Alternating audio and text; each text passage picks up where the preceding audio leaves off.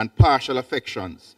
The result of all our counsels may be to the glory of thy blessed name, the maintenance of true religion and justice, the safety, honor, and happiness of the king, the public weal, peace and tranquility of the island, and the uniting and knitting together of the hearts of all persons and estates within the same, in true Christian love and charity one towards another, through Jesus Christ our Lord.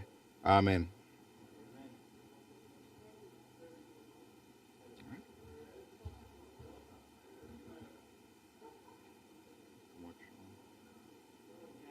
The man them just throw the something, come give me.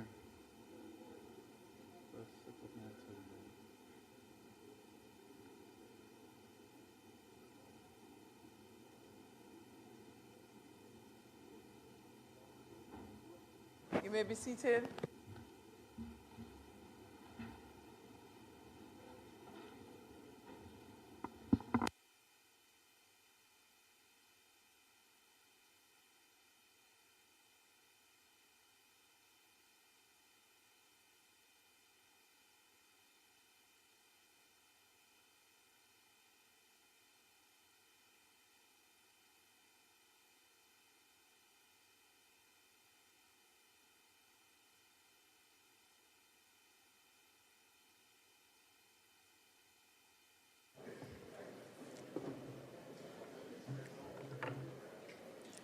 This honorable House now resume its sitting.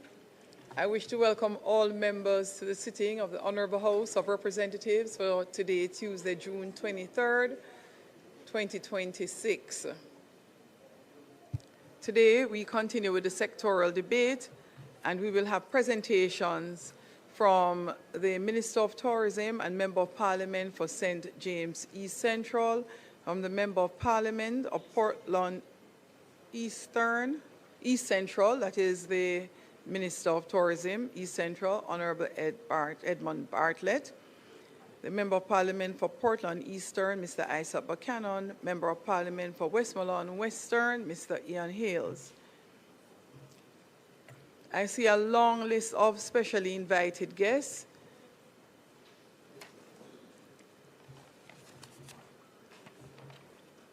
That I would like to make welcome. Javier San Roman, Deputy Head of the Mission from the Spanish Embassy. Mr. George Matthews, Counselor for Political and Economic Affairs. And Delaney Story, Political Economic Intern from the U.S. Embassy. Mr. Victor Soto, Head of Economic and Commercial Affairs from the Dominican Republic's Embassy. Councillor Joan John, Jamaican-Canadian member of the Southgate Municipal Council from Ontario, Canada. The Honorable Godfrey Dare, OJ, CDJP, Chairman of the Tourism Enhancement Fund, long-serving chairman he has been. I wish to also welcome the Permanent Secretary in the Ministry of Tourism, Ms. Jennifer Griffith, who is here with us today, along with the team from the Ministry of Tourism. I wish to also welcome the constituents from the constituencies of St. James East Central, Westmoreland, Western, and Portland Eastern, who are in the gallery today in support of their respective members of Parliament. I'm not seeing it on the list, but I can recognize a beautiful star sitting up in the gallery, none other than Carmen Bartlett. Mrs. Carmen Bartlett, it's a pleasure to see you.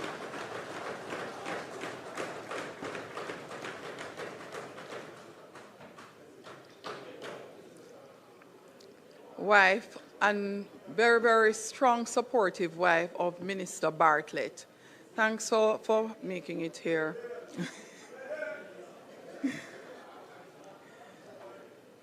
We appreciate when members of the public are able to witness these proceedings live.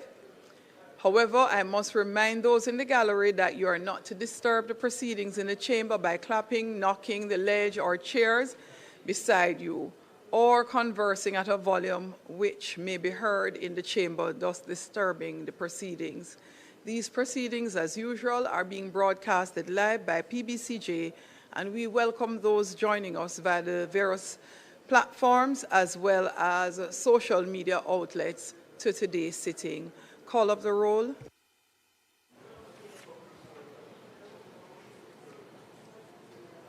Mr. Clark. Here. Mr. Green. Here. Dr. Holness, Dr. Chang, Mrs. Williams, Mr. Bartlett, Ms. Grange, Dr. Tufton, Mr. Mackenzie, Mr. Montague, Mr. Vaz, Mr. Chuck, Mr. Charles Jr., Mr. Morgan, Ambassador Marks, Mr. Samuda, Dr. Wheatley, Mrs. Cuthbert Flynn, Mr. Terry Long, Mr. Witter, Mrs. Dalrymple Filbert, Ms. Morrison, Ms. Lee, Mr. Williams Donovan, Mr. Main, Ms. Crawford, Mr. Delroy Williams, Ms. Hamilton, Mr. Sivright, Mr. Azan, Mr. Brown, Dr. Brown-Burke, Mr. Buchanaan, Mr. Bunting, Ms. Burchell, Dr. Campbell, Mr. Cousins, Mr. Crawford, Ms. Daly, Dr. Dawes, Mr. Golding, Mr. Gordon, Mr. Hales, Mr. Hines, Mr. Hilton, Mr. Jackson, Ms. Jess, Mrs. Malahoo Fort, Mrs. Miller Bennett, Mr. Morris, Mrs. Nita Garvey, Mr. Newell, Mr. Paulwell, Mr. Phillips, Ms. Perkis, Mr. Robertson, Mr. Robinson, Dr. Russell, Ms. Shaw, Mr. Smith, Mr. Dwayne Vaz, Mr. Warmington, and Mr. Charles Jr. Thank you, Madam Speaker. House Leader. Madam Speaker, I ask for the suspension of the agenda for us to go directly to public business. Question is that we suspend the agenda and go to public business. Those in favor? Aye. Those against? The ayes have it. House Leader. Madam Speaker, allow me to firstly join with you in welcoming the members, the various guests that we have here today. A number of them have turned out to hear the Minister of Tourism and Member of Parliament for St. James East Central. And I join in welcoming persons from the Spanish Embassy, those from the U.S. Embassy, the Dominican Republic Embassy, and from Canada. And a special welcome to Mr. Godfrey Dyer, Honorable Godfrey Dyer, who has truly served us extremely well over these years. I do also see in the House former Member of Parliament Fitz Jackson, and Fenton Ferguson.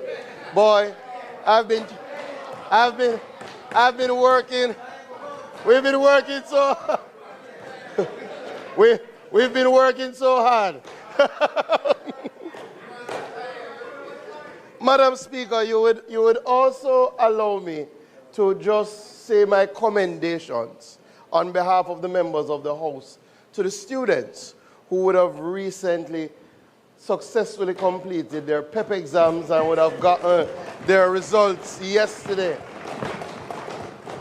And you would allow me the latitude just to specially recognize and congratulate Jasonia Beadle, who is the head girl of Park Mountain Primary and Infant School in St. Elizabeth, and is the top primary student performer in the PEP. And why that is so important is because that school is one of the schools that was significantly damaged by Hurricane Melissa. And today, Councillor Williams from the area called me and beseeched me to give a special shout out to young Beadle on her wonderful performance.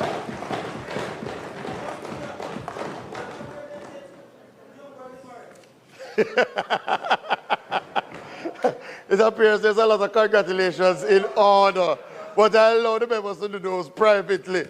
But we do see a new man has joined us today, and I will leave it at that. We now turn to our first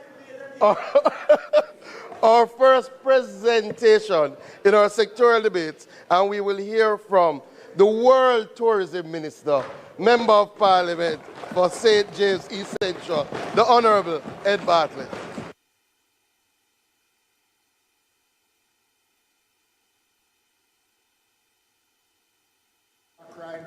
Thank you. Thank you, Madam Speaker. And thank you, House Leader, for your kind Minister, indulgences. I can barely hear you.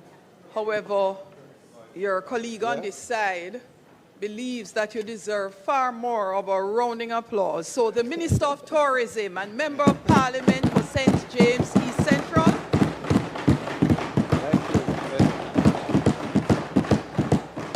I'm not going to give you any envelopes. Thank you very much, Madam Speaker. Madam Speaker, I begin by acknowledging your distinguished leadership in this honorable House. And I also recognize the members of Parliament on both sides of the aisle and the dedicated parliamentary staff led by the Clerk of the House, whose professionalism, discipline, and quiet service support the effective functioning of this institution. Madam Speaker, this is my 41st engagement from this podium in this House.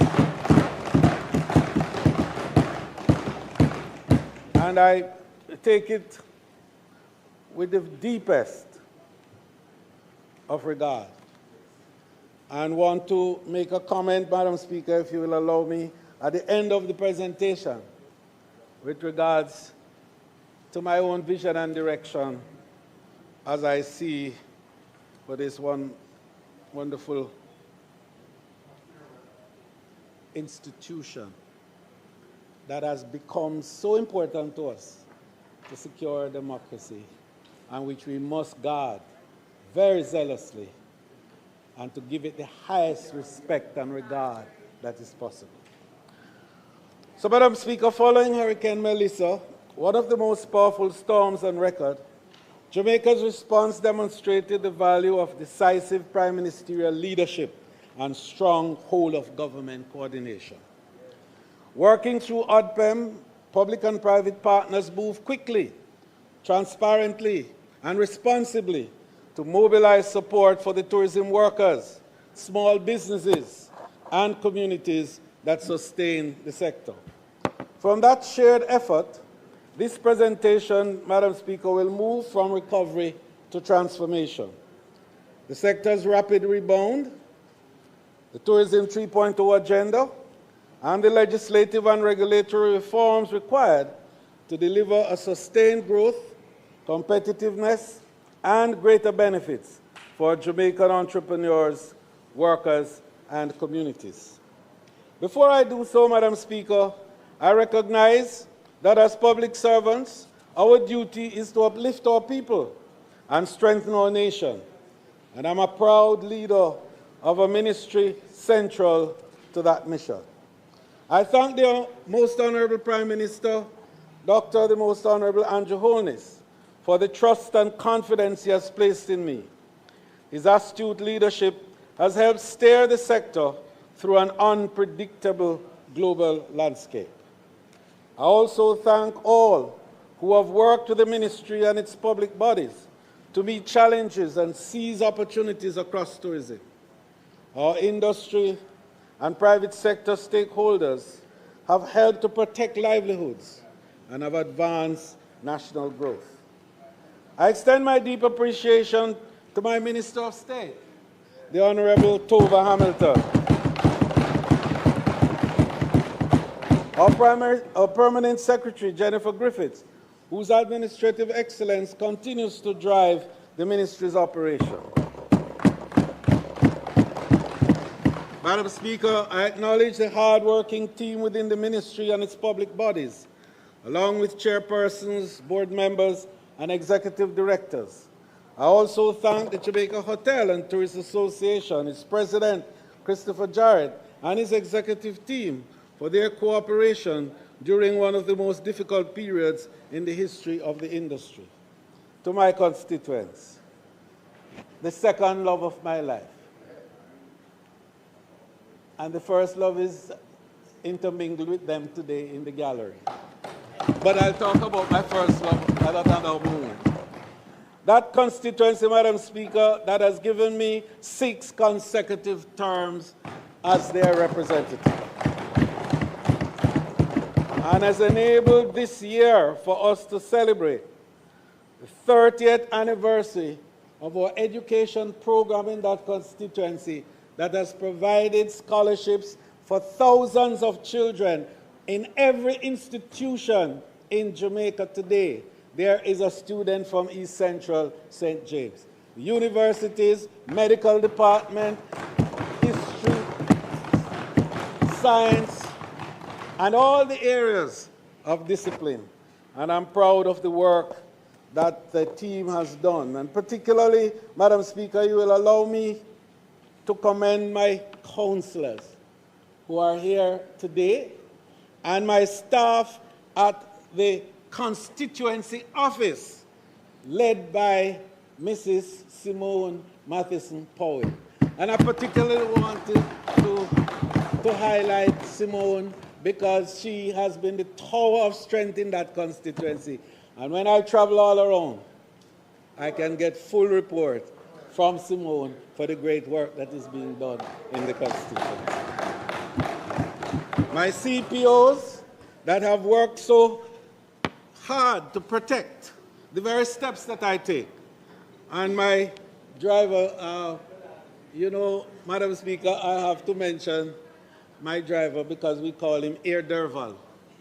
And he gets us from Kingston to Montego Bay, I won't tell you in what time, but in good time and safely so that we can conduct the business of the state and our constituency. And I wanted to particularly single him out because this is the 10th year that he has been the driver on record for mine. Madam Speaker, now on a personal note, and I know you will allow me this. I'm grateful for the support of my family, especially my dear bride. And I say bride, Madam Speaker, not wife or spouse, because bride represents that moment when it all began. And it has been 53 years of that wonderful relationship.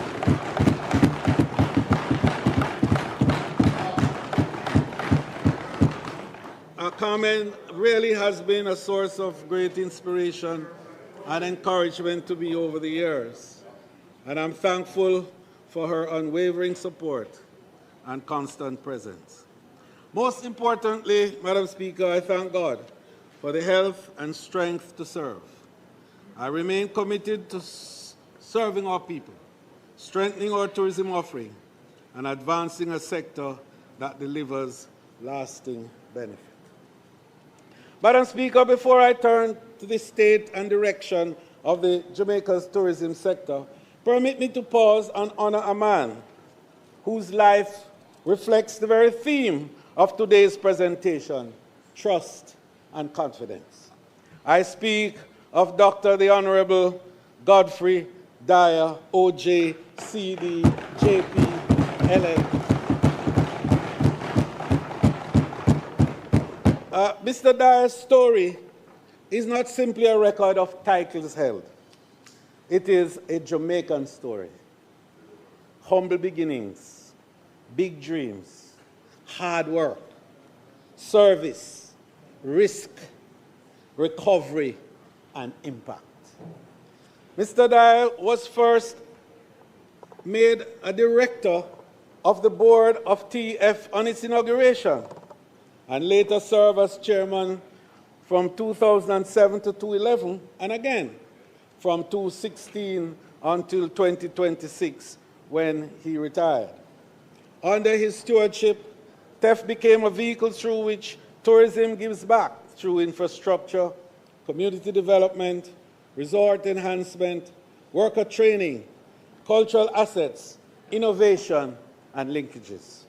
So today, Madam Speaker, we thank him for believing, and I'm saying this about Montego Bay, Dr. Chang, believing in Montego Bay, for proving that Jamaicans can own and lead in tourism, for helping build cultural tourism through music and enterprise, for shaping TEF into an instrument of impact, and for reminding us that service above self still matters.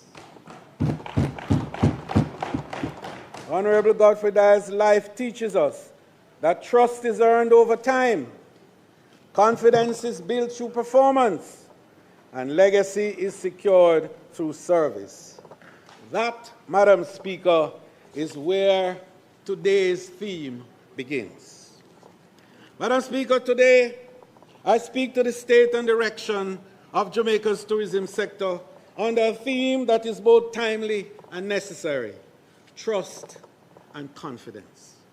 It is timely because we are governing in an age of global uncertainty, where economic shocks, climate disruptions, geopolitical instability, technological change, misinformation, fragile supply chain, and rising public expectations are testing every institution and industry.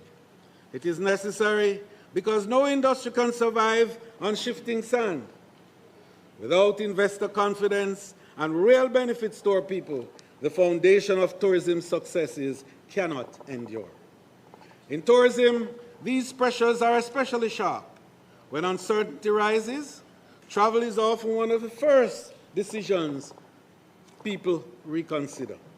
Visitors must feel confident enough to book, board, and spend. Investors must feel confident enough to commit. Jamaica must trust that tourism's growth is credible, inclusive, and beneficial.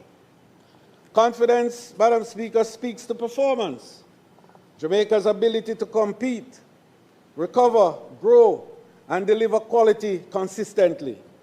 And trust speaks to legitimacy, strong systems, clear standards, modern governance, inclusion, and promises honored. Confidence brings people here, Madam Speaker, but trust brings them back. Trust attracts investment, strengthens belief, and secures the future. That, therefore, Madam Speaker, is the frame for the report that now follows. Madam Speaker, that frame matters. It matters because uncertainty is no longer the exception. It is the operating environment. Tourism is no longer simply a contest of scenery and sunshine. It is a contest of credibility measured by safety, reliability, recovery, and value. That's why Jamaica's strategy now goes beyond promotion. We are building a model grounded in resilience, destination assurance, stronger linkages, inclusive growth, human capital development, and modern governance.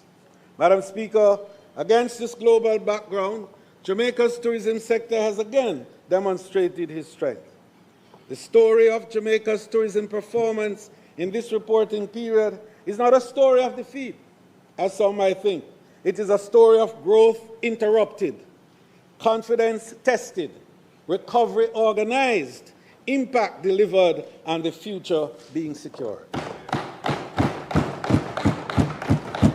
Jamaica's tourism performance must be understood through one defining truth. Hurricane Melissa interrupted our momentum, but it did not diminish our strength. Before Hurricane Melissa struck in October 28, 2025, Jamaica's tourism sector was already advancing with confidence. Visitor arrivals were tracking approximately 2% ahead, while tourism earnings were tracking 5% ahead. That was not entering, therefore, Madam Speaker, the final quarter when the hurricane came in decline. It was entering it with momentum. That momentum was not accidental. It was a result of deliberate policy, disciplined marketing, stronger airlift partnership, sustained investment in tourism product, and the enduring power of brand Jamaica.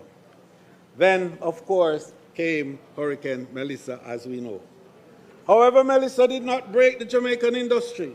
It revealed the strength of the system we had been building.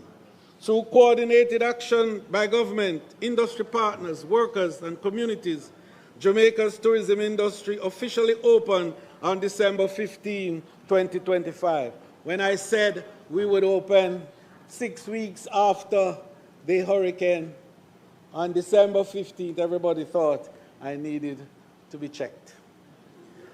But that date, Madam Speaker, was more than a reopening. It was a signal to the world that Jamaica was ready, Jamaica was resilient, and Jamaica was rising again. Madam Speaker, I'm deeply grateful to our tourism partners, workers, and operators whose speed, dedication, and unity made the December 15 launch of the peak season possible, especially those who helped to steer the recovery. I'm especially moved by the selflessness of our tourism workers who restored hotels, shops, and attractions, even as their own homes suffered damage. Their sacrifice helped to sustain Jamaica's livelihood. Hotels across the sector opened their doors, welcoming displaced workers, media teams, and emergency personnel, and in so doing, Madam Speaker, helped families to begin the process of rebuilding. They provided rooms for staff and their families, accommodation for those supporting the national response, and I can remember Minister Vaz calling me and saying how the JPS people were coming from all over and didn't have anywhere, and the hotels that were half damaged found a way to accommodate these and other personnel who were coming to ensure the recovery took place.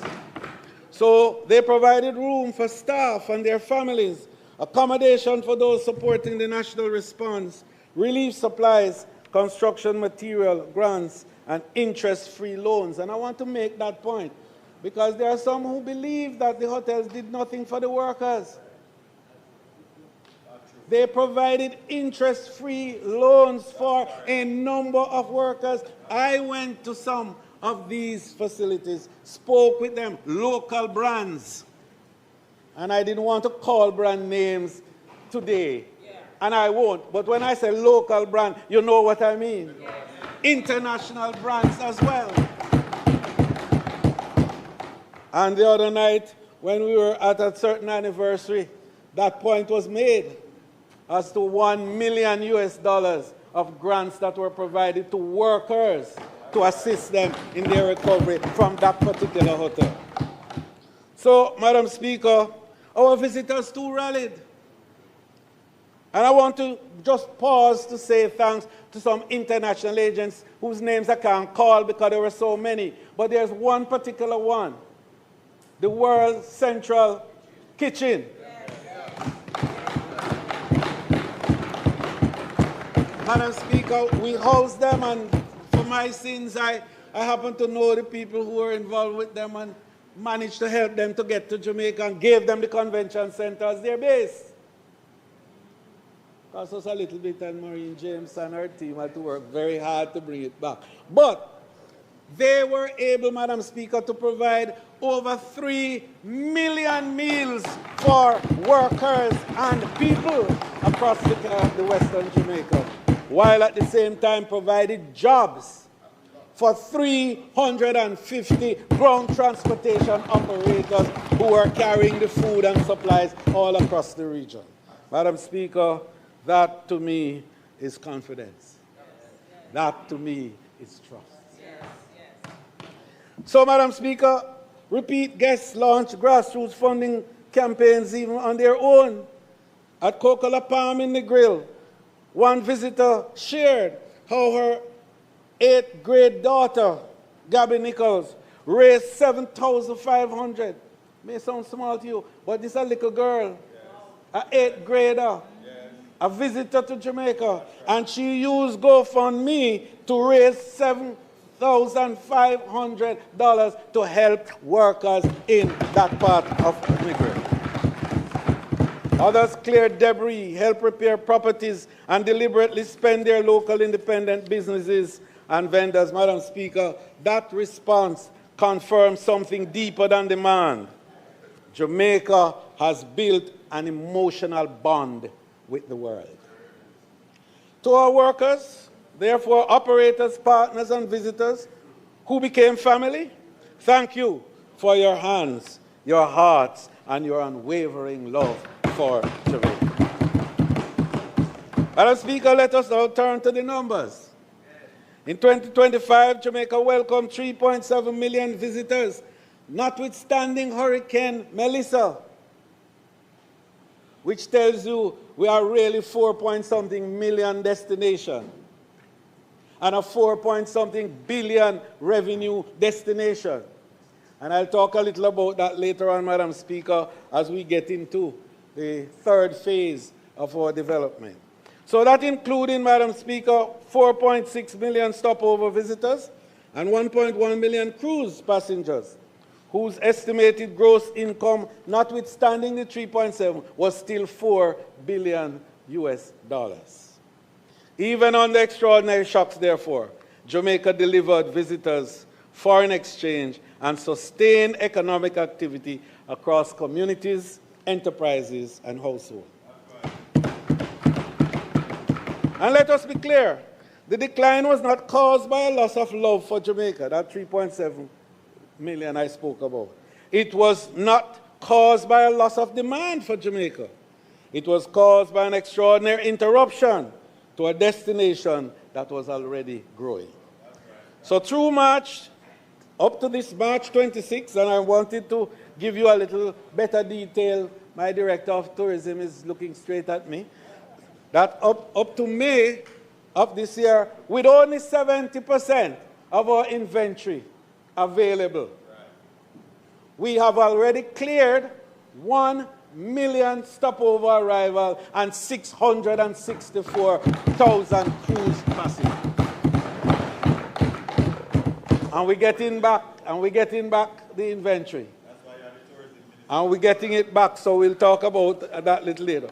So the Jamaica Tourism Board and I moved quickly to recalibrate our strategy.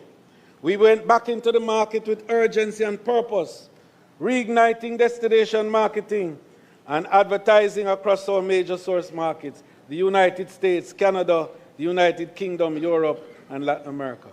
Working with major integrated booking partners, we acted to stimulate demand, protect market share, reassure the travel trade, and convert confidence in Jamaica into bookings. This is the new discipline of tourism recovery, Madam Speaker. Move early, protect confidence, defend market share, and position destination for renewed growth. The strength of brand Jamaica is also visible in the airlift data. In 2025, Jamaica's 2 major international airports handed 3.9 million total air seats, generating 3.1 million passenger arrivals, with an overall load factor of 80.6%. That piece of statistic is important, 80, meaning to say the demand of which I spoke was there, because even though the airlines were not coming in the profusion that was before the hurricane, they were all coming full, which meant they were leaving passengers behind. So while capacity constraints remain real, the recovery is moving with purpose. As of mid-April, Jamaica's hotel capacity was projected to recover to be more than 80% by summer, meaning to say more hotels are now going to be open starting in July, in August, September, October, and by December we'll be somewhere about 95%, and the first quarter of 27 we will be 100% restored in terms of our inventory. We saw that clearly, Madam Speaker, as major properties reopened. And I must tell you with pride that today, 80,000 hotel workers have returned to work.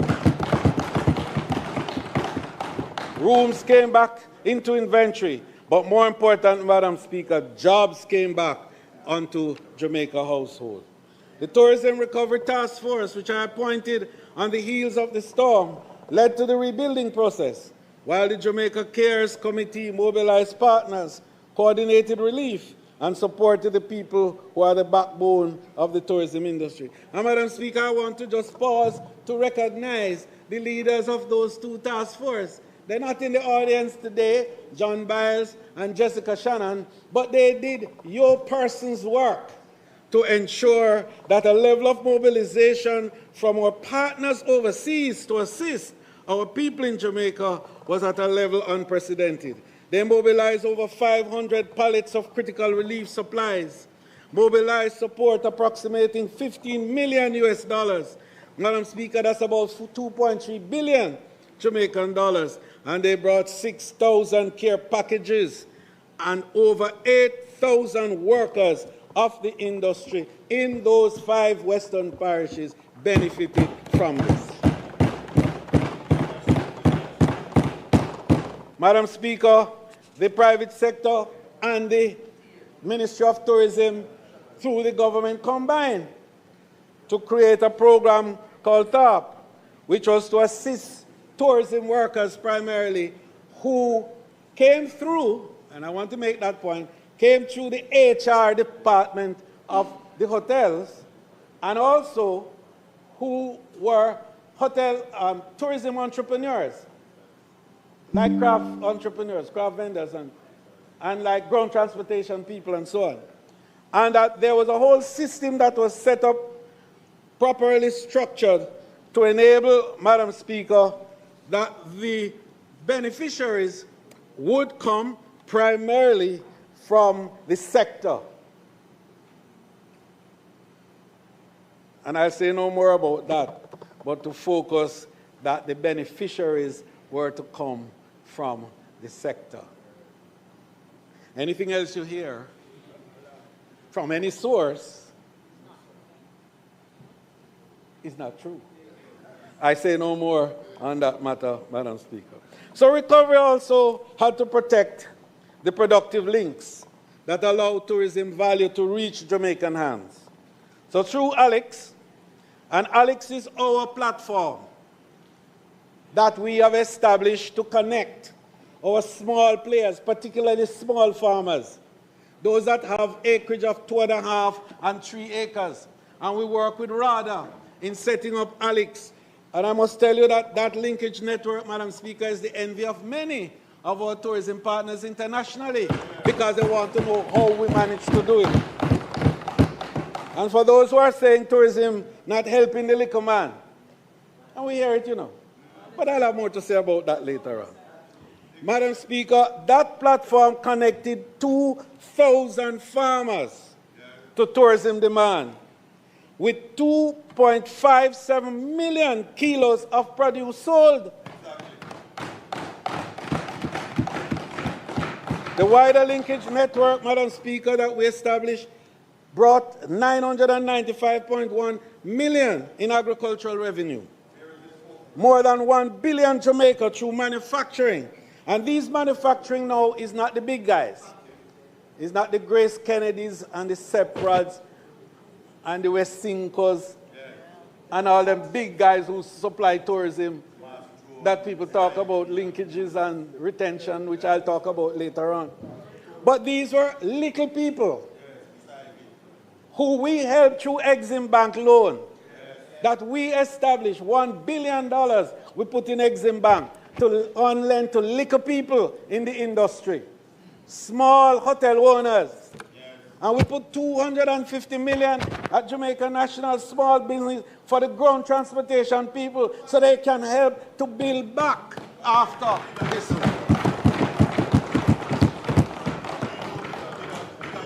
And we can get a bus, yes. And Madam Speaker, through that, we established a marketing framework also called Christmas in July. And last year alone, with all the problem, 168 million Jamaican dollars of business went through those small players. So, Madam Speaker, we are building also the workforce for the next stage of growth. Through the Jamaica Center for Tourism Innovation, more than 25,000 Jamaican workers have been certified under international benchmark programs. Annual certification output has grown from 40 graduates when I started the program in 2017 to more than 3,000 certified persons annually. In last year alone, 3,273 certificates were issued. These certificates covered guest service, food safety, hospitality supervision, hospitality management, hotel operation, leadership, revenue management, culinary development, and other disciplines essential to service excellence and upward mobility.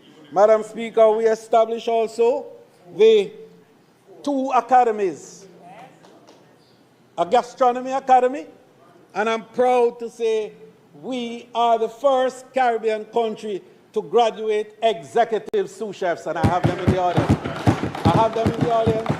Our executive sous chefs. Yes, Madam Speaker.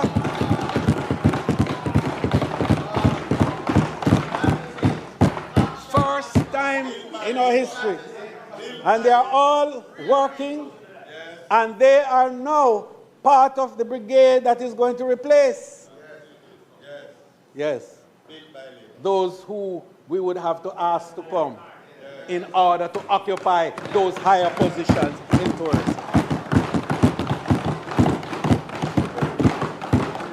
We also established an entertainment academy where we are training our performers, our singers and dancers, so that they can perform at the level that is appropriate.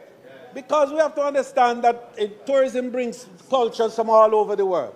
People with different tastes and different desires for different kind of artistic expressions. And therefore, it is not just to pick up somebody from the street and say, come sing. No, touch up. We are now making sure that we are preparing you, and DJs are graduating from the program, so we can give a fulsome program that will be satisfactory to the visitors of our country. Madam Speaker, this commitment to workers is also reflected in the continued performance of the Tourism Workers Pension Scheme. This scheme now has a fund value of 5.3 billion Jamaican dollars of savings now, Because we put $1 billion there to seed the fund, you remember? Yeah. So that we could have some people called augmented pensioners, meaning to say, if you join at age 59 and you only have 5 years to contribute, you would get a pension the size of which you would have gotten if you had started at the first age 18. Nowhere else in the world that is happening. So far, over 10,000 workers have registered in the program. These numbers represent more than financial growth. They represent greater security, dignity, confidence of the people whose labor sustain Jamaica's tourism industry. What defines this year, Madam Speaker, is that tourism once again proved itself, not merely as an industry, but as a national platform for jobs, enterprise, foreign exchange, community confidence, cultural pride, and shared prosperity. So, let the message be clear. Jamaica is not simply recovering what was lost. Jamaica is building what comes next. And so we say growth was interrupted, confidence was tested, recovery was organized, impact was delivered, and Jamaica is rising stronger, smarter, more inclusive, and more determined than ever before. So, Madam Speaker, the journey ahead. Having reviewed the performance of this 25 to 26 financial year, we must now examine the journey that made our resilience possible. Performance tells us what happened. History tells us what the sector withstood and how it withstood shocks. Strategy tells us what must now change if tourism is to deliver greater value, deeper inclusion, stronger resilience, and broader prosperity for the Jamaican people. I framed that journey, Madam Speaker, in 3 phases. 1, Tourism 1.0, Tourism 2.0, and Tourism 3.0. Tourism 1.0 was the era of brand creation, global recognition, when Jamaica moved from natural beauty and cultural appeal to organized global destination status.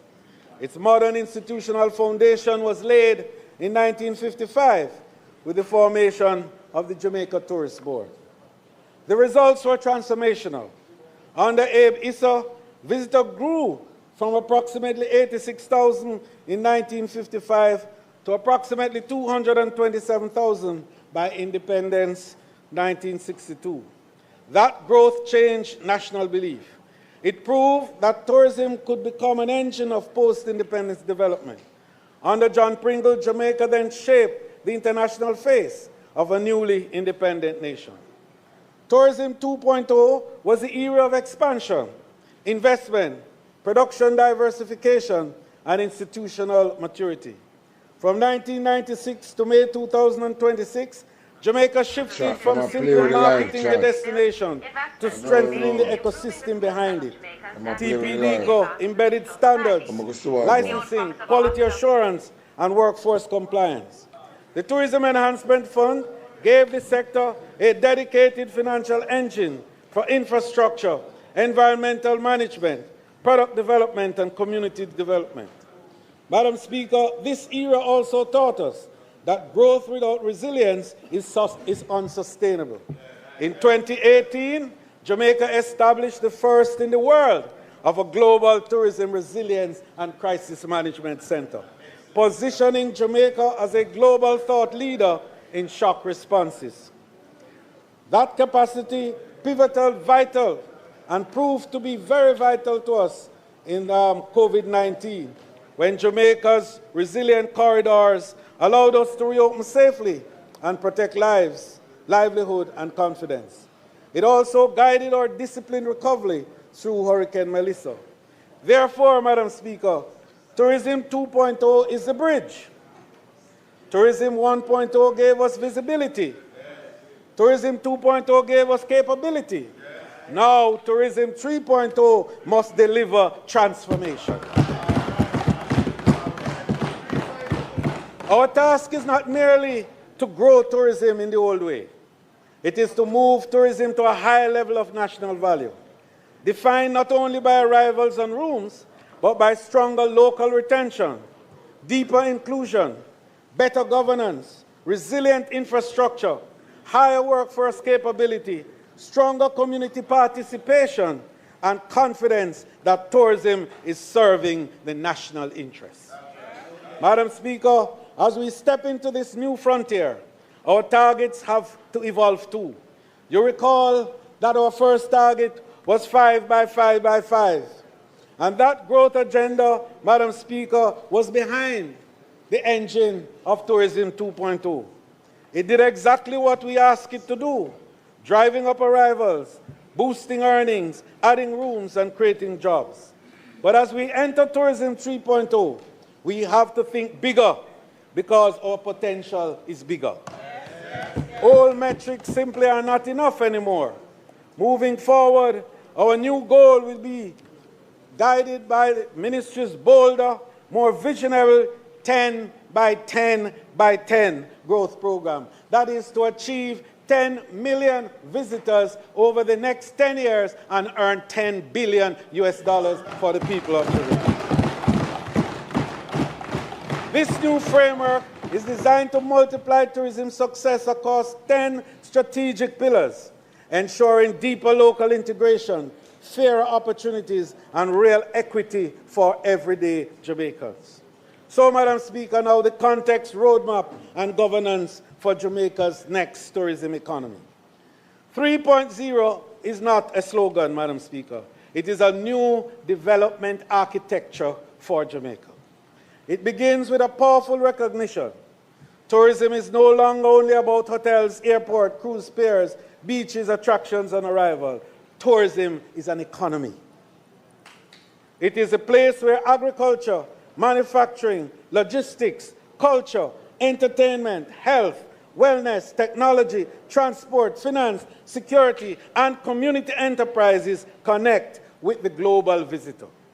It is where the farmer reaches the hotel kitchen, where the manufacturer enters the guest room, where the artist meets the global audience, where the worker, entrepreneur, investor, and community become part of one national value chain. The future we pursue, therefore, is not merely a larger tourism sector. It is a stronger Jamaican economy. Yes. That is the central proposition of Tourism 3.0.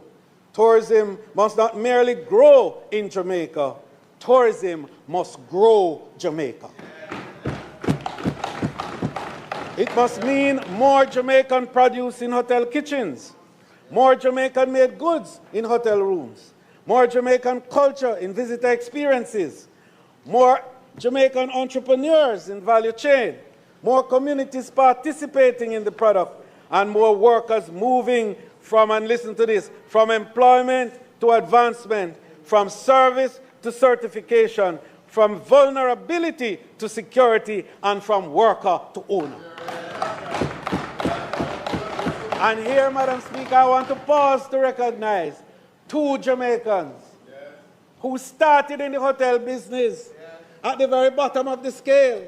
And today, one, Shernet Crichton, is the first Jamaican managing director for an international tourism entity. And here is she in our audience. The second is Clifton Reeder, who is now the first Jamaican to be a regional manager for an international hotel chain.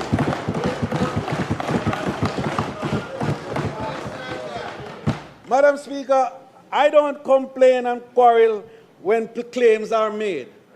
I simply show the facts. So, Madam Speaker, the future will not regard destinations that drift. It will reward destinations that organize.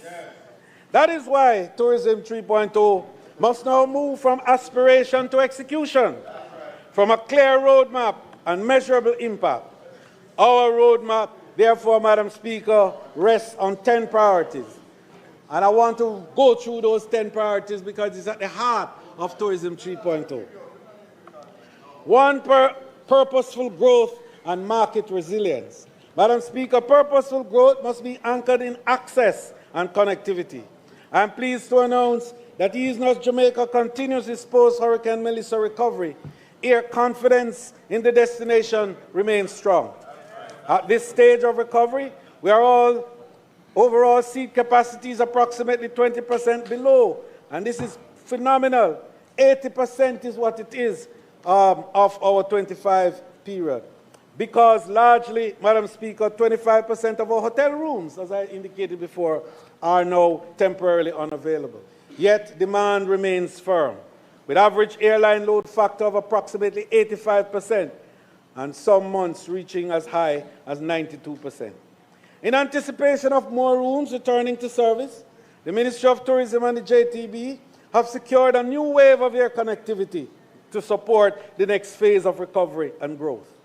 This includes expanded service by Virgin Atlantic from Heathrow to 7 flights weekly, Madam Speaker. British Airways from Gatwick to 4 flights weekly, and Copa Airlines from Panama to 14 flights weekly. It is also including new services from Wingo out of Medellin, Breezes out of Tampa, Porter out of Toronto, Ottawa, and Hamilton, Air Canada from Halifax, Ottawa, Edmonton, and Winnipeg, and enhanced regional connectivity from Guadeloupe. And the importance of that one small as it may be, is it connects to France, Madam Speaker, to Paris for the first time. So this is a signal of confidence. It tells us that our airline partners believe in Jamaica, that consumer demand was held, and that recovery is being organized with purpose. The second pillar, Madam Speaker, is cruise access and visitor conversion. And Madam Speaker, here I want to point out that my Minister of State is being made fully responsible for cruise development and expansion in Jamaica. And for those who think that that situation is not on track, because I heard rumblings to that effect when I was trying to get more flights to come to Jamaica out of Spain. You understand me? That approximately 1.5 million cruise passengers are expected to come this year, even with Belisa. And that is a powerful platform for growth. My Minister of State has had several encounters already with the leadership of the cruise lines all over the U.S. And she's come back with reports that cruise expansion and development is secure. And we are currently in some discussions that I'm not ready yet to tell us all about. But when it happens, cruise is going to account for nearly half of that 10 million visitors that I spoke about for the next 10 years. I say no more on that. The third pillar is destination upgrading and climate resilience infrastructure. Madam Speaker, Tourism 3.0 requires destinations that are visibly better, safer, cleaner, safer, and more resilient. NARA gives Jamaica the national mechanism to coordinate that. December, I'll be going off to meet with some of those people and to establish the bridge, the investment bridge for the tourism development that NARA will drive. So, Madam Speaker, this is not recovery, Madam Speaker, only. It is product development. Every resilient road, upgraded beach facility, well-lit town center, stronger drainage system, and digitally connected space improves the tourism experience. It gives visitors confidence, workers reliability, investors assurance, and community visible benefits. Under Tourism 3.0, NARA must help convert reconstruction in a stronger tourism product that is more competitive, more inclusive, and better prepared for climate shocks. It is a practical bridge, Madam Speaker, between national rebuilding and destination transformation for Jamaica, our people, and visitors alike. The fourth pillar, Madam Speaker, is local first and economic retention. And here I want again to tell you that my Minister of State has already started the work in preparing local first. She has been meeting with stakeholders, having consultation, and she has written a voluminous piece already for me on the principles of local first. For too long, Madam Speaker, for too long, much tourism value. To speak about the member from North Central St. Andrew would take me a full presentation.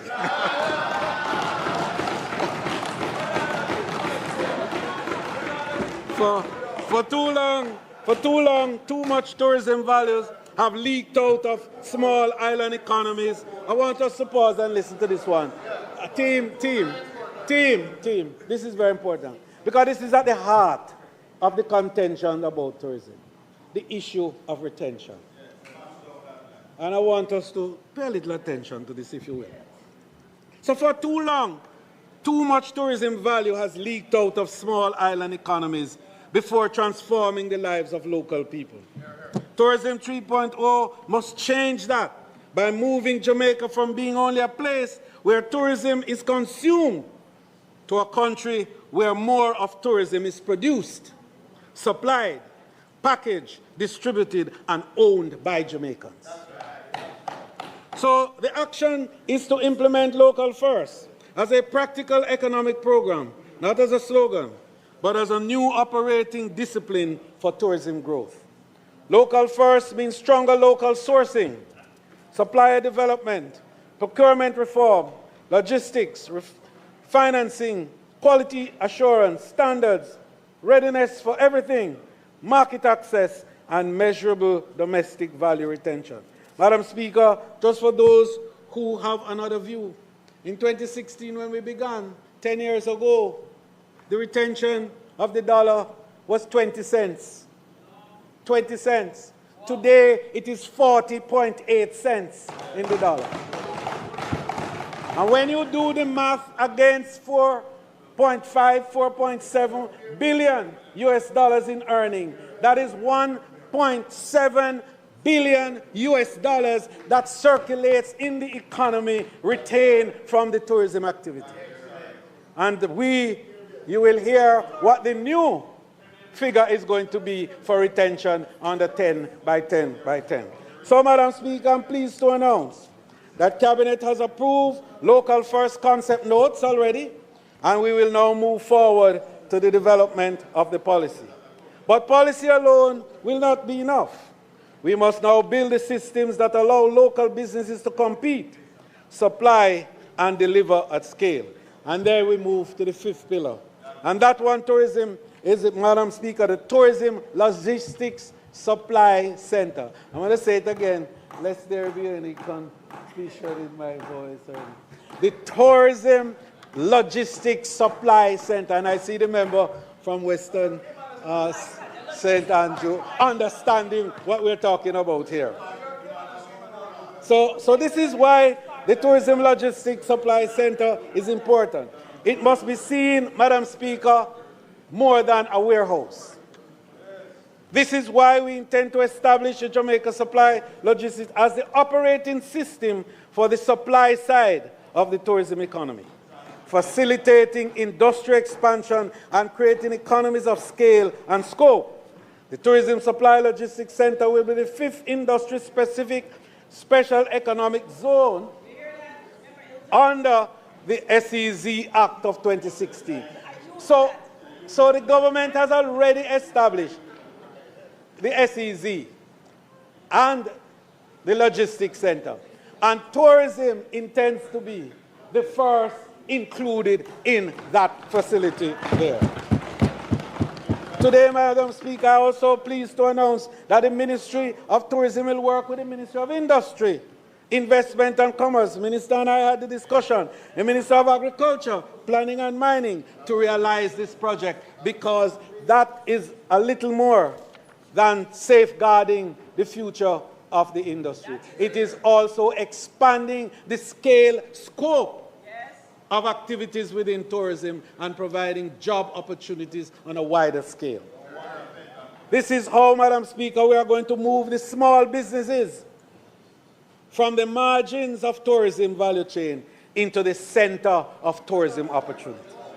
The Tourism Supply Logistics Center will support coordination, warehousing, cold chain capacity, inventory planning, and I can go on to all of the other areas that it will cover. It will serve Jamaica's tourism economy, strengthening the link between our hotels, attraction, farmers, manufacturers, distributors, and service providers. But the opportunity is also regional, and I want to make that point, because Jamaica is not just for Jamaica. Jamaica is for the Caribbean and the region. And so discussions are underway with CTO and IDB on how best to support a broader regional approach to tourism supply logistics, including the funding of a study to help to shape the Caribbean strategy. And I've been asked to chair that subcommittee, and already I have met.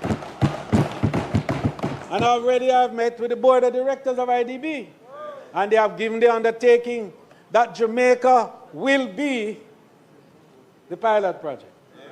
That we will start here in Jamaica, and then we'll scale up and expand into the region.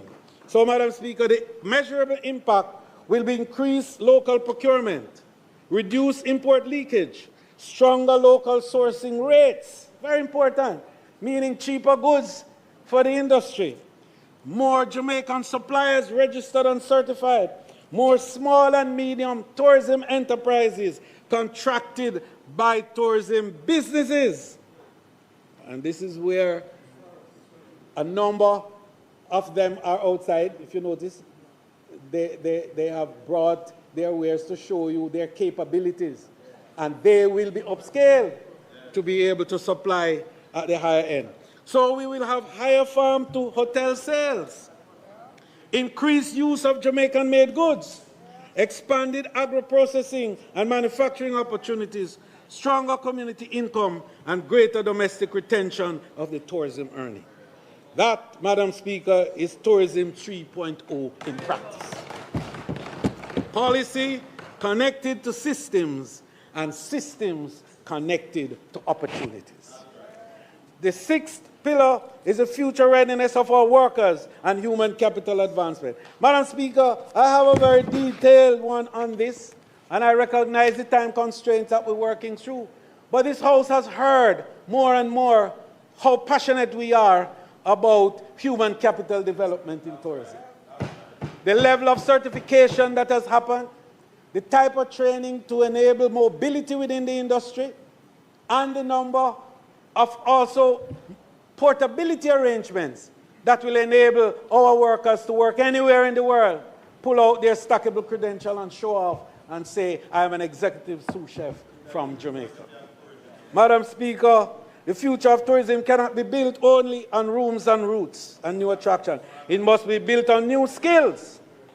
So Tourism 3.0 requires a workforce prepared for a world in which artificial intelligence, automation, digital booking systems, reputation platforms, data tools, and new service models are changing how tourism operates.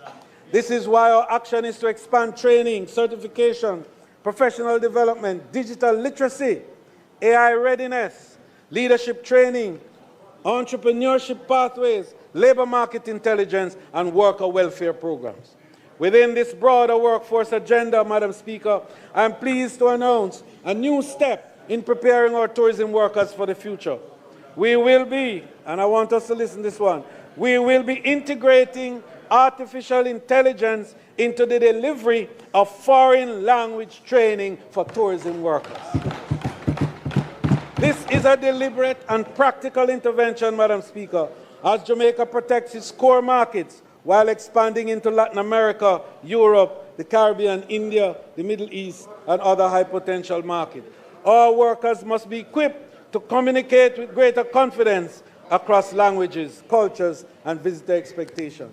This approach also supports our broader commitment to provide stackable credentials for tourism workers, credentials that build progressively, certify real competencies, and unlock new employment and advancement opportunities across the sector.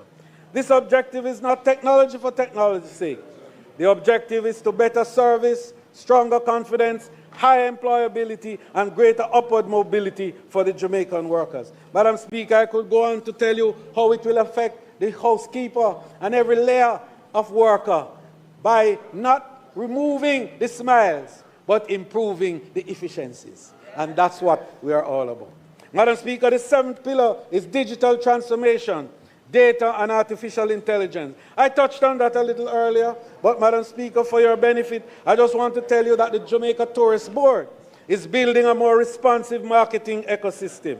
We are investing in advanced content systems and marketing tools that allow us to deliver more personalized communication, align our messaging with interests and behavior of individual travelers, and speak more directly to the audiences we are trying to convert. We have also introduced an AI-based multilingual digital concierge that uses real-time data to respond to visitor queries and support trip planning. Where needed, it can transition users seamlessly to live agents, creating a smoother path from interest to action. This is supported by a modern content framework that structures Jamaica's destination information so that it can be accessed and understood not only by people, but also by AI-driven platforms that are increasingly shaping how travelers search and plan. This matter, Madam Speaker, it does matter because visibility alone is no longer enough. Jamaica must discover and understand more and more, and we must become more bookable and to provide a more persuasive channel and to utilize technology in a way that influences traveler behavior. We're also placing greater emphasis on data agility.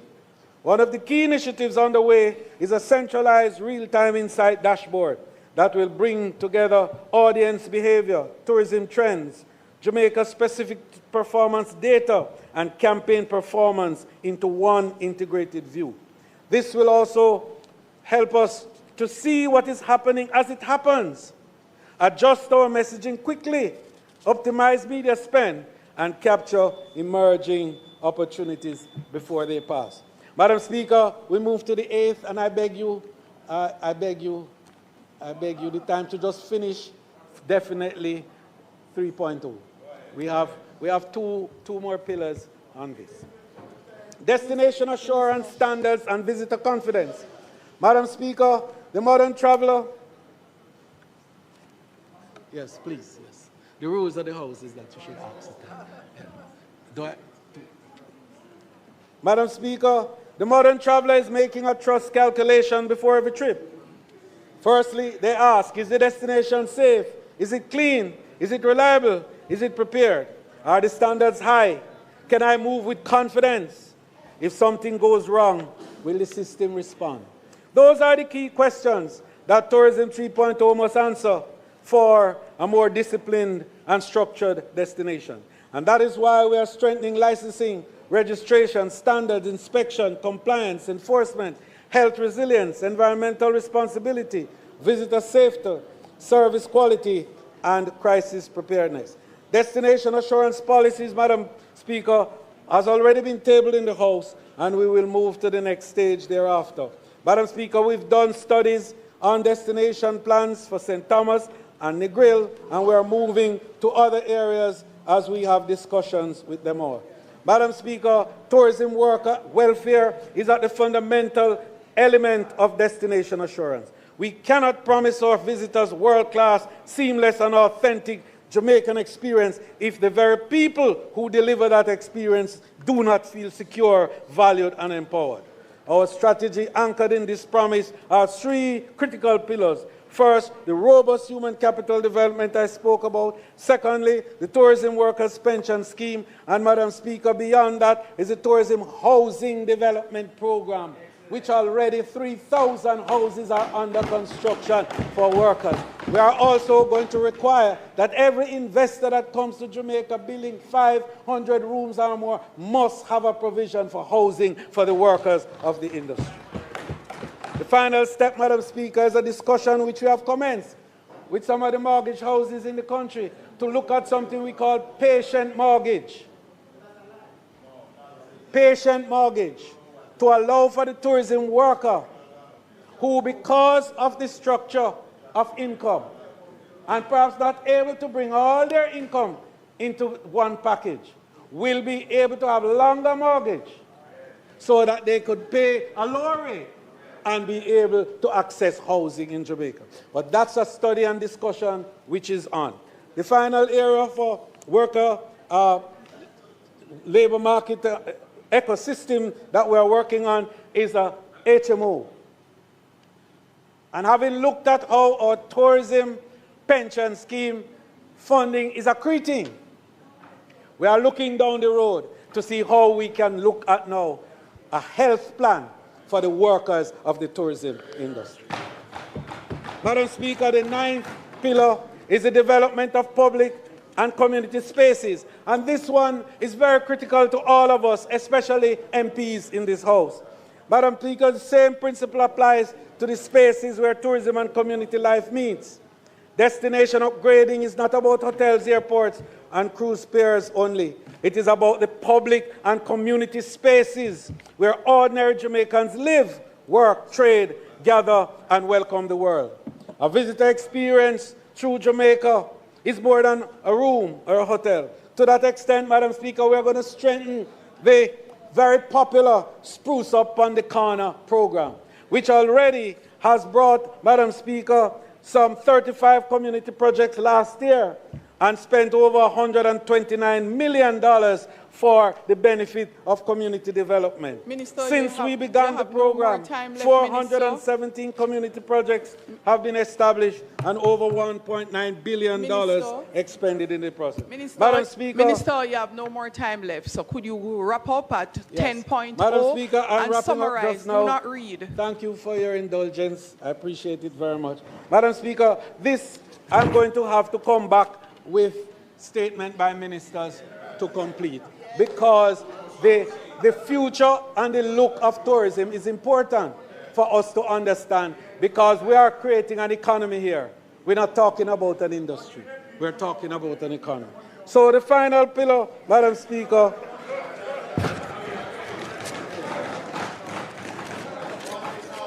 thank you, Madam Speaker. The final pillar is a modern tourism governance and tourism authority, so that tourism 3.0 cannot be delivered through outdated systems. We cannot ask the sector to move faster if our institutions move slowly. We cannot ask the investor to trust the future if the rules are unclear. We cannot ask the communities to believe in tourism if the benefits are not visible. And so, Madam Speaker, we intend to establish to repeal the current Tourism Act, the one which we brought before. We have removed that, of course, a very important part of the new tourism, because today they represent 30% of the visitor arrivals in Jamaica. And I just quickly make the point before I close that, Madam Speaker, we will be talking more about the Tourism Authority and the governance structure which will define the way forward under Tourism 10.10. But, Madam Speaker, just allow me to wrap up now by saying that the future, Madam Speaker, the direction that we are choosing, a tourism economy that is trusted because it is well governed, resilience because it is prepared, inclusion because it is local, competitiveness because it's intelligent. Madam Speaker, this is the direction. Tourism 3.0 will move from policy language to institutional action. And we will ensure that the outcome from this great industry will inure to the people of Jamaica, and we will change the name and the reference from being an extractive industry to be an extracting industry for the people of Jamaica.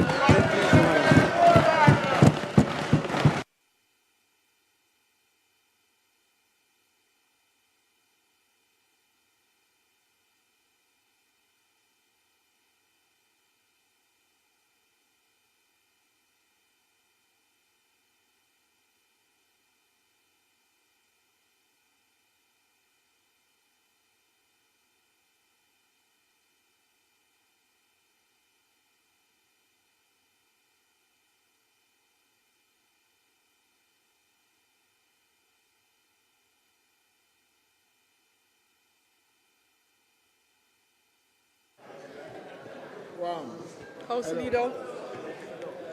House Leader. Madam Speaker, we thank the Minister of Tourism for an exceptional presentation. Definitely chalk, as one member once said, chalk to cheese, you know? Action-oriented. We will now continue the sectorial, and we will hear from the Member of Parliament from Western Westmoreland, Mr. Ian Hills.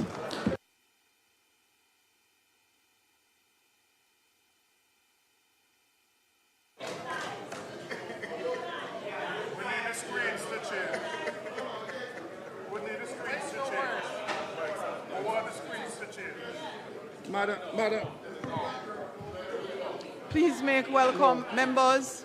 Quiet. Please make welcome to his feet the Member of Parliament for Westmoreland Western, Member of Parliament for Westmoreland Western, please go through the procedural matters until your presentation comes on screen, like speaking from a seat other than your own.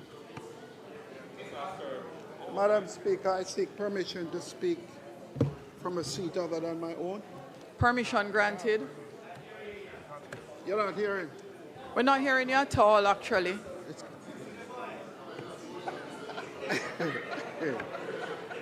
Madam Speaker, I rise to make my contribution. Member from Westmoreland Western, just take your seat for a little bit to allow those members in the gallery from the previous presentation to depart and allow your visitors to come in, as well as a change in presentation.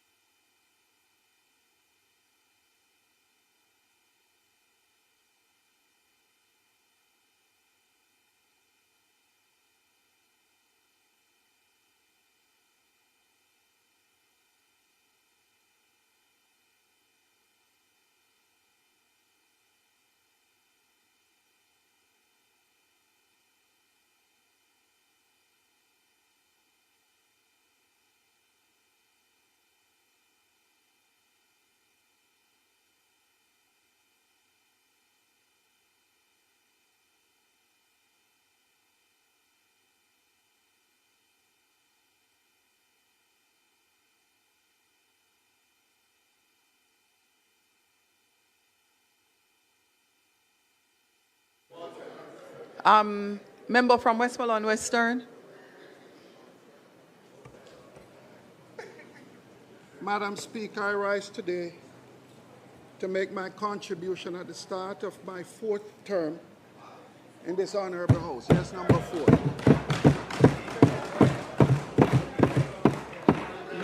Now representing the people of the great constituency of Western Westmoreland, the parish of my birth. I wish to thank my Lord and Savior, Jesus Christ. Amen.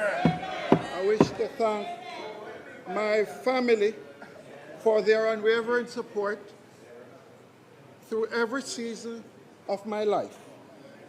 And to my constituency executive, I express my thanks and gratitude.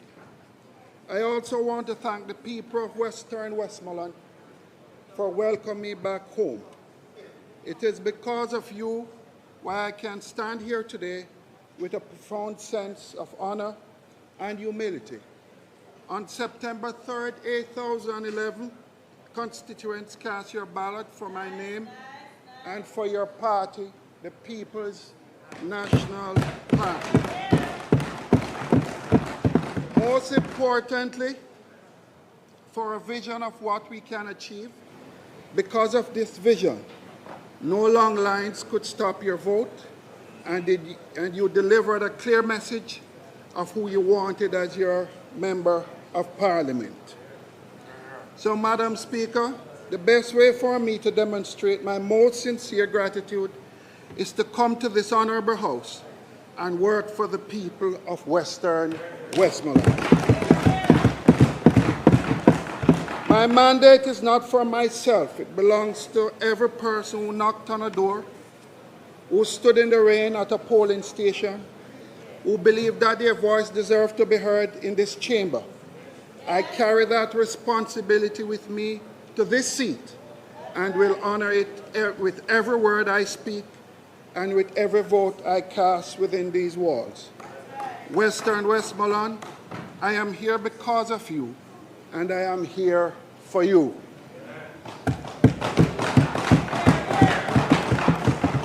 Madam Speaker, to my colleagues on this side and in the entire House, I just want to say thanks for the constant support. and friendship. I want to say thanks. Madam Speaker, I must also hasten to thank the Leader of the Opposition, Mark Jefferson Golden, One Marky G, for giving me the opportunity to serve the constituency of Western Westmoreland and giving me the responsibility to shadow the portfolio of water. So, Madam Speaker, I stand here today in what I still consider an honorable house. Yes, Madam Speaker, an honorable house. As I sit here week after week, I cannot help but think we sometimes do our brothers, Jamaican brothers and sisters, a great disservice by fueling a narrative that all we do is fight in Parliament. Some even call us the gangs of God House. Yet I know we can send a better message. So, Madam Speaker, we have to ensure that when we come to this house to meet and the bright lights turn on for the sitting of Parliament, we shine bright and positive also. Madam Speaker, it is my conviction and belief that the People's National Party has always done a better job in serving the poor and vulnerable of our country.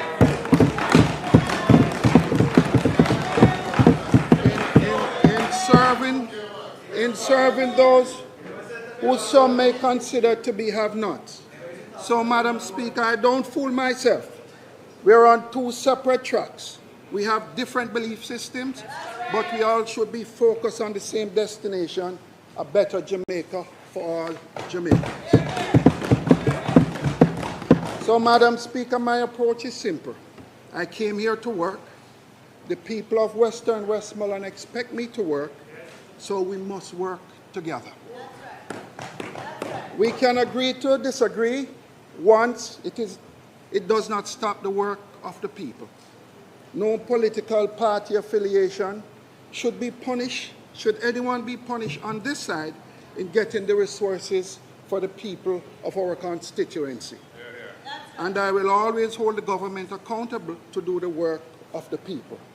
So, Madam Speaker, this is still the only place I can come to beg for roof for the roofless after Hurricane Melissa. Even when I am told no after no,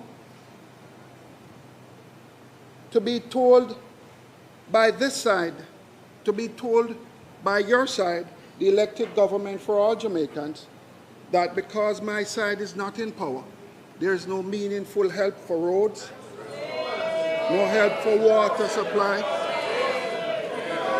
no help for the garbage correction in Western Westmoreland. But yes, I still come.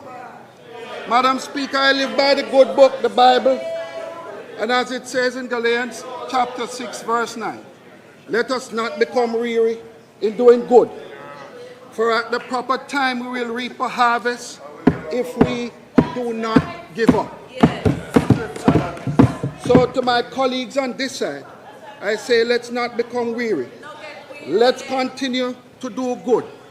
The time must come. We must be persistent for the people even when we are told no. Let's send a message to the country that nothing will stop us from doing their business, the business of the people. To all government ministers and members of cabinet, I say let us have civil discussion as we do in social gatherings, because the people of Jamaica are depending on us. This has never been more urgent than it is now. 8 months after Hurricane Melissa, when Jamaicans in hard-hit parishes continue to suffer. 8 months or 230 days later. 230 nights under tarpaulin. 230 days of no or little employment. 230 days of still no light and no water. And for still too many, 230 days of unimaginable suffering. Better must be done. Madam Speaker, I turn to the immediate matter at hand, the water portfolio. Let me say from the onset, I am not here only to criticize today. Water is too important to the people of Jamaica and to our future to not offer solution. But first, we must get a realistic picture of what the water situation in our country is today.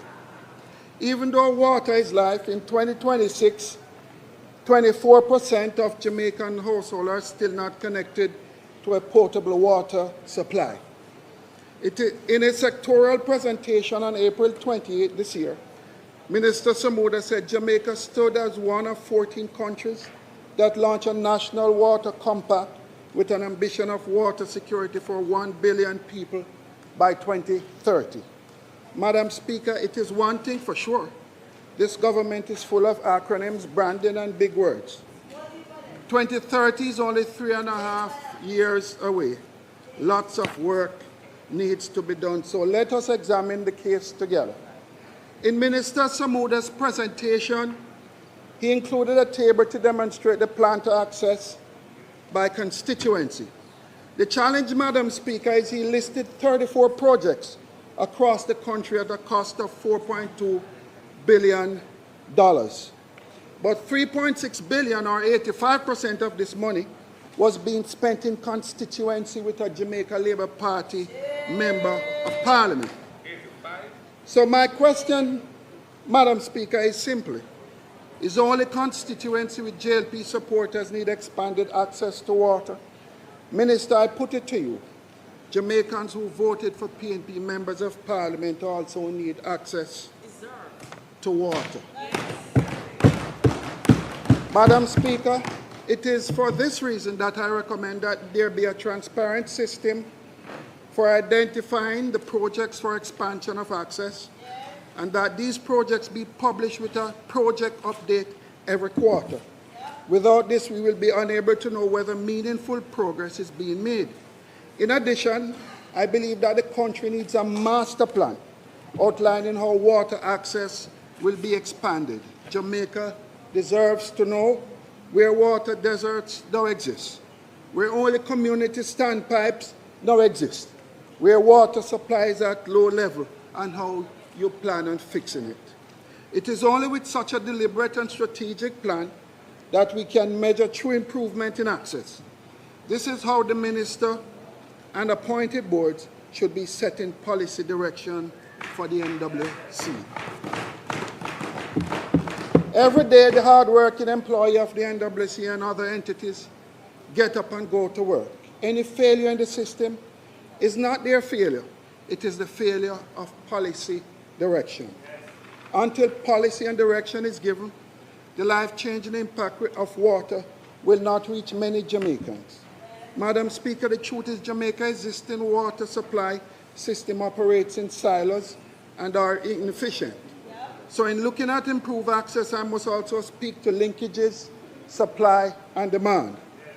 Jamaica has over 1,000 water treatment and water pumping facilities and 11,000 kilometers of pipe. It supplies an estimated 190 million gallons of water daily to its customers. Yet most of the systems are not linked. What we have are independent systems with almost zero focus on strategically having supplies in areas that are faced with constant drought or no supplies. We must be futuristic in any approach being taken as we try to play catch-up. This can be supported by looking at the transfer of water via linked transmission lines. Guided by supply charting and demand planning, there should be a comprehensive assessment and implementation of a large-scale project of linking transmission line, so that once and for all, across Jamaica, we will have real opportunity to get potable water for in existing lines. Madam Speaker, we know that linkages based on supply and demand work. Just look at what is being done to move water from Martha Brain Trelawney to the Great River in Hanover, supplying Trelawney, St. James, and Hanover, where for the first time thousands of Jamaicans will now have access to potable water. In short, this is an important policy shift, as without linkages we will continue to truck water across Jamaica for a very long time, with this cycle repeating itself year after year. But Madam Speaker, while the goal of expanded access is noteworthy, I would like to recommend to the Minister that he address the inconsistency delivery of water even for those who are already connected. Because, Madam Speaker, let's not fool ourselves by thinking that once you're connected to the supply, you will have water.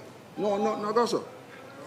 Those of us in rural Jamaica especially know all too well that when the Jamaica Public Service Company grid goes down, we are not only without electricity, but hundreds of critical water transmission lines goes down also. Madam Speaker, this is more evident when we experience Hurricane Melissa. For days, weeks, and months, Western Jamaica went without light and water. And, Madam Speaker, just 18 days ago on June 5th, with the All-Island blackout, our water transmission lines went down. Again, we must improve the energy efficiency of our water supply. Madam Speaker, I listened to the Water Minister's presentation, and not enough was said about advanced technology in areas of water treatment, ensuring that we pivot and strategically shift from a system that was solely designed to implemented with only one power generation source in mind. The Minister highlighted that the solar pumping system installation at 3 locations under rural water, the NWC Forest Hill Solar Project valued at $81.5 million. The Forest Hill Solar Project represents only 10% of the $885 million Jamaican dollars targeted for energy efficiency. NWC projects, and this will save the NWC 14.2 million Jamaican dollars in electrical costs yearly. While we are happy, it is concluded the country would be shocked to know it is the only project completed for energy efficiency. As a matter of fact, Madam Speaker, of the 13 projects the Minister identified, this is the only one completed. And 9 of the projects have not even yet started. So, Madam Speaker, my advice is let's not come back here talking about energy efficiency. Action is needed now. We see how fragile our system is in times of crisis and disaster. Madam Speaker, we have to ensure that 10 years from now, the JPS will not be the primary source providing energy, but will be a secondary option operating more like a backup. Madam Speaker, to drive my point home, I want to remind the country that the NWC pays an estimated $1 billion Jamaican dollars monthly for electricity to pump water. If the NWC JPS bill is cut by 50% by technology over the next 10 years, the country and the people of this country will save up to 60 billion Jamaican dollars. Can you imagine how many more people in rural constituencies could get water with those savings? Further, Madam Speaker, the recently published Auditor General report revealed that the NWC owes $33 billion with a B to people and about $5 billion in outstanding collection. That no make no sense. The NWC is challenged with liquidity to pay its bills, which the JPS bill would be one such bill. The Auditor General report said in 2016-2017, for every dollar owed in the short term, the NWC had only 80 cents. But in 2023-2024, for every dollar owed in the short term, the NWC only had 50 cents. They have less cash going in the wrong direction. Where is the policy of the board and government? This cannot be how you run a business. Madam Speaker, energy efficiency solutions are now critical and urgent. Madam Speaker, the Minister spoke to mobilize an investment in the water sector. And this leads me to raise 2 issues. The first is the current ad hoc approach to investment in water. Madam Speaker, the Western Resilience Project is being undertaken at a cost of $425 million US. Phase 1 costed $176 million United States dollars. It will include the replacement of the transmission main between Montego Bay, the Great River Water Treatment, and the Queen of Spain New Martha Brae Treatment Plant in Trelawney, where non-revenue water loss is currently estimated at a high of 71%. Focus will also be placed on the corridor stretching from the Great River water treatment plant westward through Lucy to the Negril Beach Strip, where losses run at a high of 68% of non-revenue water. Madam Speaker, this is all well and good if we had told the people of Western Jamaica the truth. The truth is, the entire corridor infrastructure, road and water, is being upgraded for further tourism expansion. But was it necessary? And was it the most cost-effective solution to be done like this? Madam Speaker, when the Minister met with stakeholders in Negril in 2024, the first question I asked myself was, do we, the people of Westmoreland, have the water for the expansion of the system for both residential and tourism consumption for the next 50 years? And the answer was yes.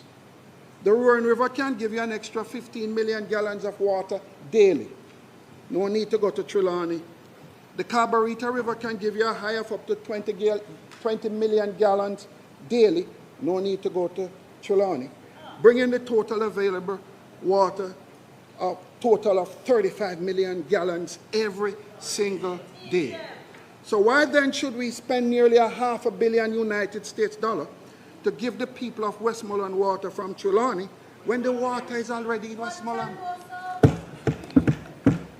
Madam Speaker, I can only conclude that it is felt that if you give the people of Western Jamaica water before the tourists, for some strange reason, none will be left for the tourism sector. So in the end, someone made the decision to do the opposite. The project is now designed, will never fulfill demand downstream, and it's an ad hoc and wasteful allocation of capital. The 500 million United States dollars could have been used to upgrade the parishes of St. Anne, St. Mary, Portland, St. Thomas, St. Catherine, Clarendon, Manchester, and St. Elizabeth.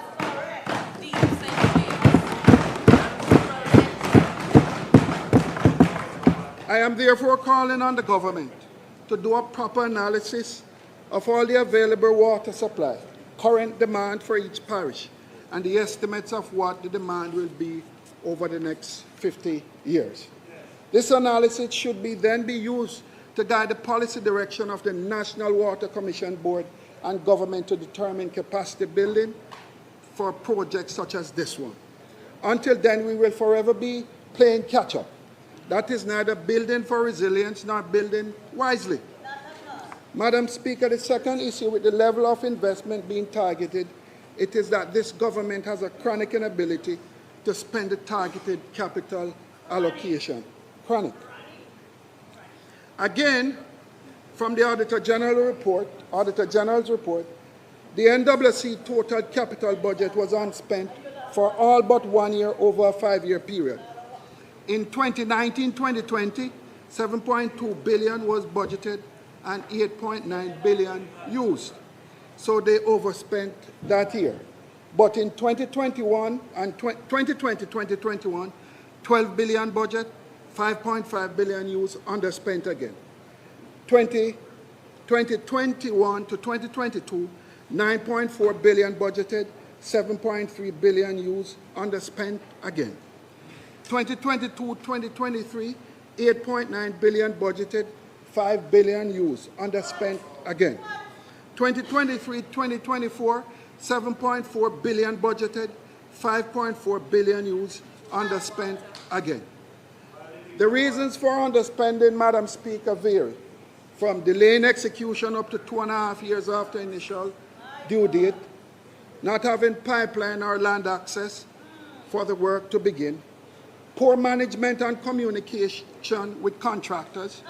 Reports say one of the contractors walk off. Not sure if you'll find him yet, Minister. Madam Speaker, just poor oversight. The independent, well, I'll find him for you then. The Independent Fiscal Commissioner in early June 2026 highlighted 3.3 billion Jamaican dollars in capital projects unspent by the NWC and highlighted the risk resulting. So if both the Auditor General and the Independent Fiscal Commission raise an alarm, why then should we believe that the existing lofty capital budget will be spent? Like every other cabinet member, the minister spoke to Nara as the solution. Poor Nara. I wonder if him expected to solve every single thing. Madam Speaker, what we can all agree on is the consequence of not executing capital projects as articulated by the Auditor General. The failure falls on service delivery, planned investment in water, sewage, and treatment infrastructure deferred or scaled back. In other words, no reliable water for the people of Jamaica. Madam Speaker, let me now turn to the issue of non-revenue water. Non-revenue water continues to hurt the bottom line and affect the financial performance of the National Water Commission year after year, with no end in sight. It is estimated that 40 to 60% of the water the NWC supplies is classified as non-revenue water, meaning it is not paid for. On the other hand, we have more than 800,000 squatters in this country, with the majority having access to water, but not paid metered water. These Jamaicans who just want to own a piece of the rock to call home and live with dignity, yet they find it difficult year after year to see a path to doing so when applying for metered water. Madam Speaker, the people are losing hope in a system that seems to have been created to hold some Jamaicans back from doing what's right at no fault of their own. Until they own their own land, they still need legal access to potable water.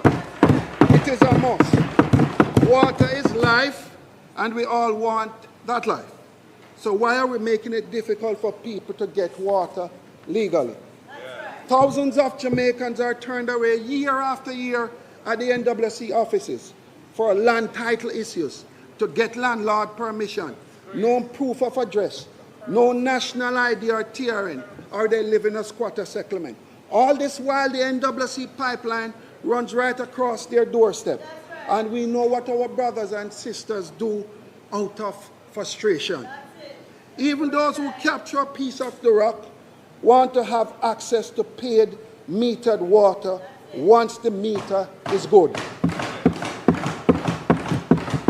Madam Speaker, I am recommending that the NWC implements a good faith application. That once an individual comes through your door to apply for a meter, that person should be granted a temporary meter connection and given 90 days to complete requirements to regularize the application. Let's make a real attempt to start reducing non-revenue water. Madam Speaker, in concluding my contribution on the water portfolio, I would like to make two general suggestions not already covered as it relates to water. Firstly, I believe that we must simplify the governance of water in Jamaica. As it stands now, rural water plays an important role in designing and implementing many small projects across constituencies. The National Irrigation Commission, that uses many of the same water sources as NWC, provides water to our farmers, and even some communities consume the same water. The Parish Council provides and manages minor water supplies for districts and communities. The Water Resources Authority is responsible for the management, protection, and control and allocation and use of Jamaica's water. Madam Speaker, all these entities need to be merged in one executive agency.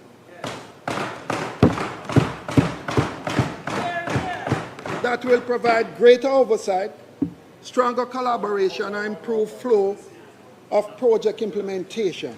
Importantly, they will cost us as Jamaicans less if consolidated. We would cut waste and be more efficient in deploying staff and maintenance and to carry out more projects. Secondly, as part of the mandate, the centralized executive agency must ensure that in delivering water services, the customer must come first. Madam Speaker, the customer focus initiative must be delivered.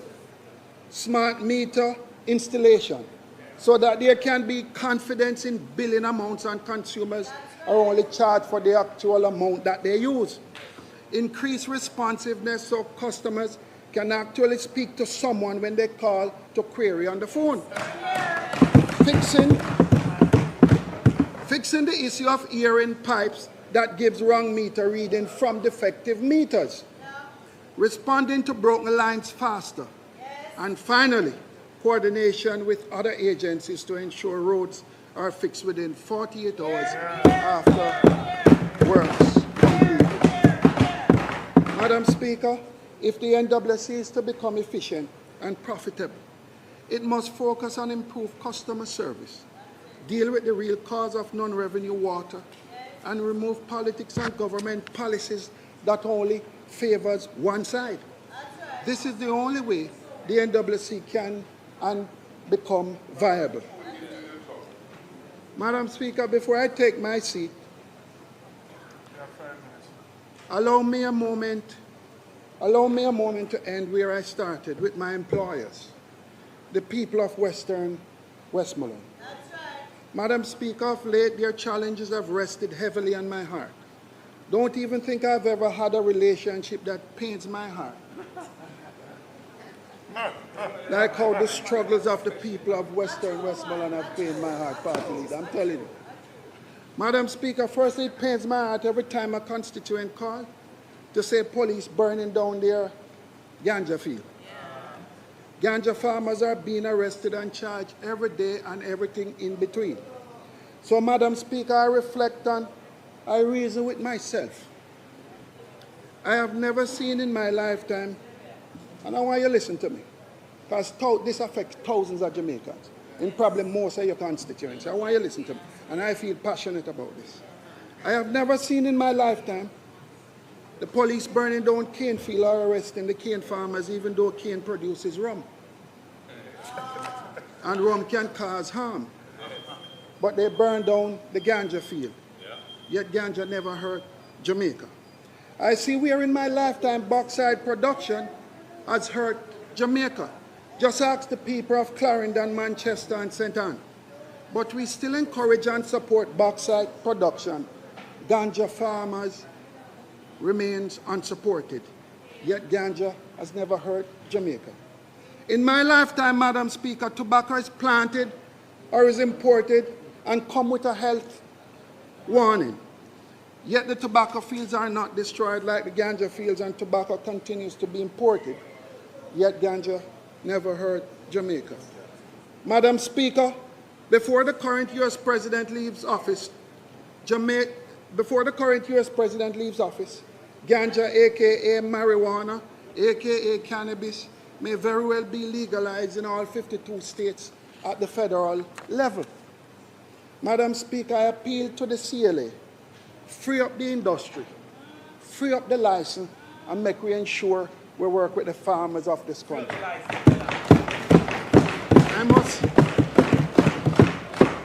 I must stop and thank Mark Golden again for his vision and foresight in starting the process of full legalization. I also want to thank the Cannabis Licensing Authority and its board, Minister Arbin Hill and Minister of State Seavright, for recently assisting me in trying to ensure that small community farmers who cultivate ganja in Western Westmoreland can be legalized and farm without fear of being jailed or watching their crop go up in flames, being fined or convicted. And most importantly, they can reap what they sow and go home to their families, and not a jail cell after a hard day's work. To this Parliament I say, bauxite will be gone soon. Sugar is on its deathbed. Let's ensure that we grow and protect the ganja industry. I pledge my support to the government in developing a legalized industry that will benefit all our people. Madam Speaker, The government under SCJ has over 425 hectares of land in Westmoreland. Most of it is considered idle lands as I speak.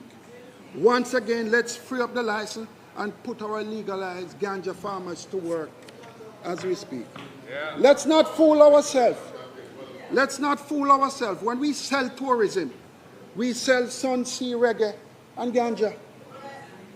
So every time you hear Minister Bartley speak about record tourism arrival, just know that one of the reasons why tourists come to Jamaica to make up these numbers is the herb. Secondly, Madam Speaker, every single day my constituency cry out for road and water. From Sheffield, Kettle, Little London, Orange Hill, Brighton, Little Bay, Broughton, Alma, Grange Hill, Tollgate, Chora, Townhead, Blackness, Red Hills, Blue Wary. They're all crying out for road and water. So today again, on behalf of the people, I make representation. Do we need the help? And third and final, Madam Speaker, a large section of employed people in my constituency play a daily role within the tourism sector, delivering Jamaica's acclaimed tourism product. The results are mixed. Multinational profit margins are excellent, and occupancy levels are often high. Yet the reality of low wages for our tourism workers earn each and every day from these multinationals cannot be ignored.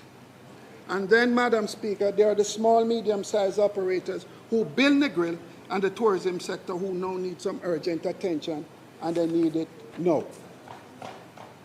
So to the government and minister, I urge you to pay attention to the cries of the small tourism operators in the grill.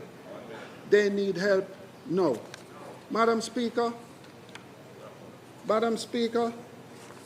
in closing, I just want to say the government must take a serious look and put a plan of action in place. I encourage the responsible cabinet members to just pick up the phone and call some of the stakeholders in the grill. Call Lee Issa, call Daniel Grizzle, call Lenbert Williams, call Elaine Bradley, call Richard Wallace and Damian Salmon for their thoughts every single day about the reality that they face. As Mr. Penny would say, we are tired of the promises. We are tired of the fancy documents. Let's get some action now. Madam Speaker, in closing, I want to thank the people of Westmoreland Western for doing their best, one day at a time, every day just trying to make it happen. I am proud of them. In their darkest hour, in their moments of questioning why Westmoreland, they still fight to keep hope alive. For those of you in Western Westmoreland who are still without a roof and are trying to rebuild, I know you are trying.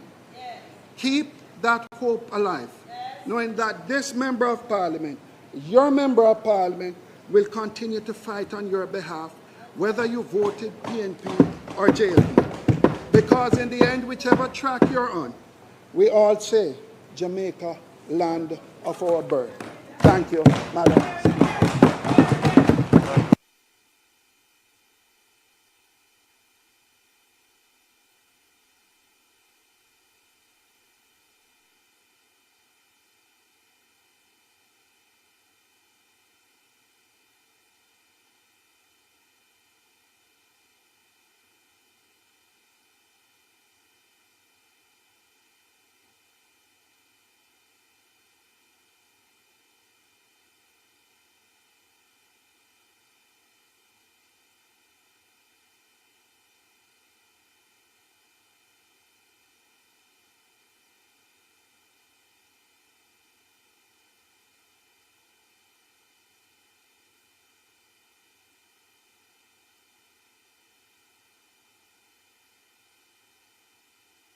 On the right, so as in where? As in that side?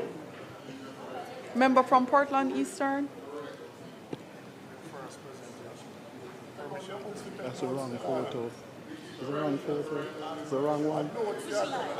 It's the wrong photo. Oh. Yes. Member from Portland Eastern, you're saying that's the wrong photograph? It's fine. Okay. It's fine, Madam Speaker. I can't proceed without it. Madam Speaker, permit me to speak from a seat that is not my own. Permission granted.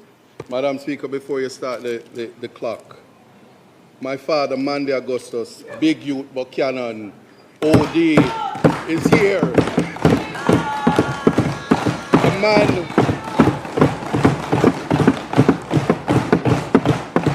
A man that gave up, he never gave up on his son. My intention today is to make him proud. It took great negotiation skills to get him here, for he's a friend of your husband. But his presence is proof he never wasted his law school money. And my legal team, Alessandra, Iqbal, and John Clark, we did it. Big Youth is here.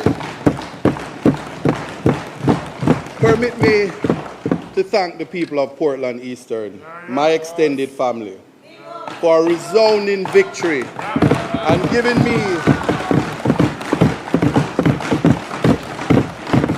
the mandate and honor of representing in the them. gallery, no noise in And the if gallery. I don't say Miss Monica, Miss Vivian, Miss Cherry, and Angie, I will have no redress. For surely the Port Antonio police will not take my report against them individually or collectively, for they too are afraid of them. The crime, Madam Speaker, is unconditional love. Again, no clapping in the gallery. It doesn't no stop there. sounds. Madam Speaker, proof that family, wherever they are, is the foundation of any individual. Miss Barbara and Cass are reflections of my mother, the Reverend Dr. Joan Porteous.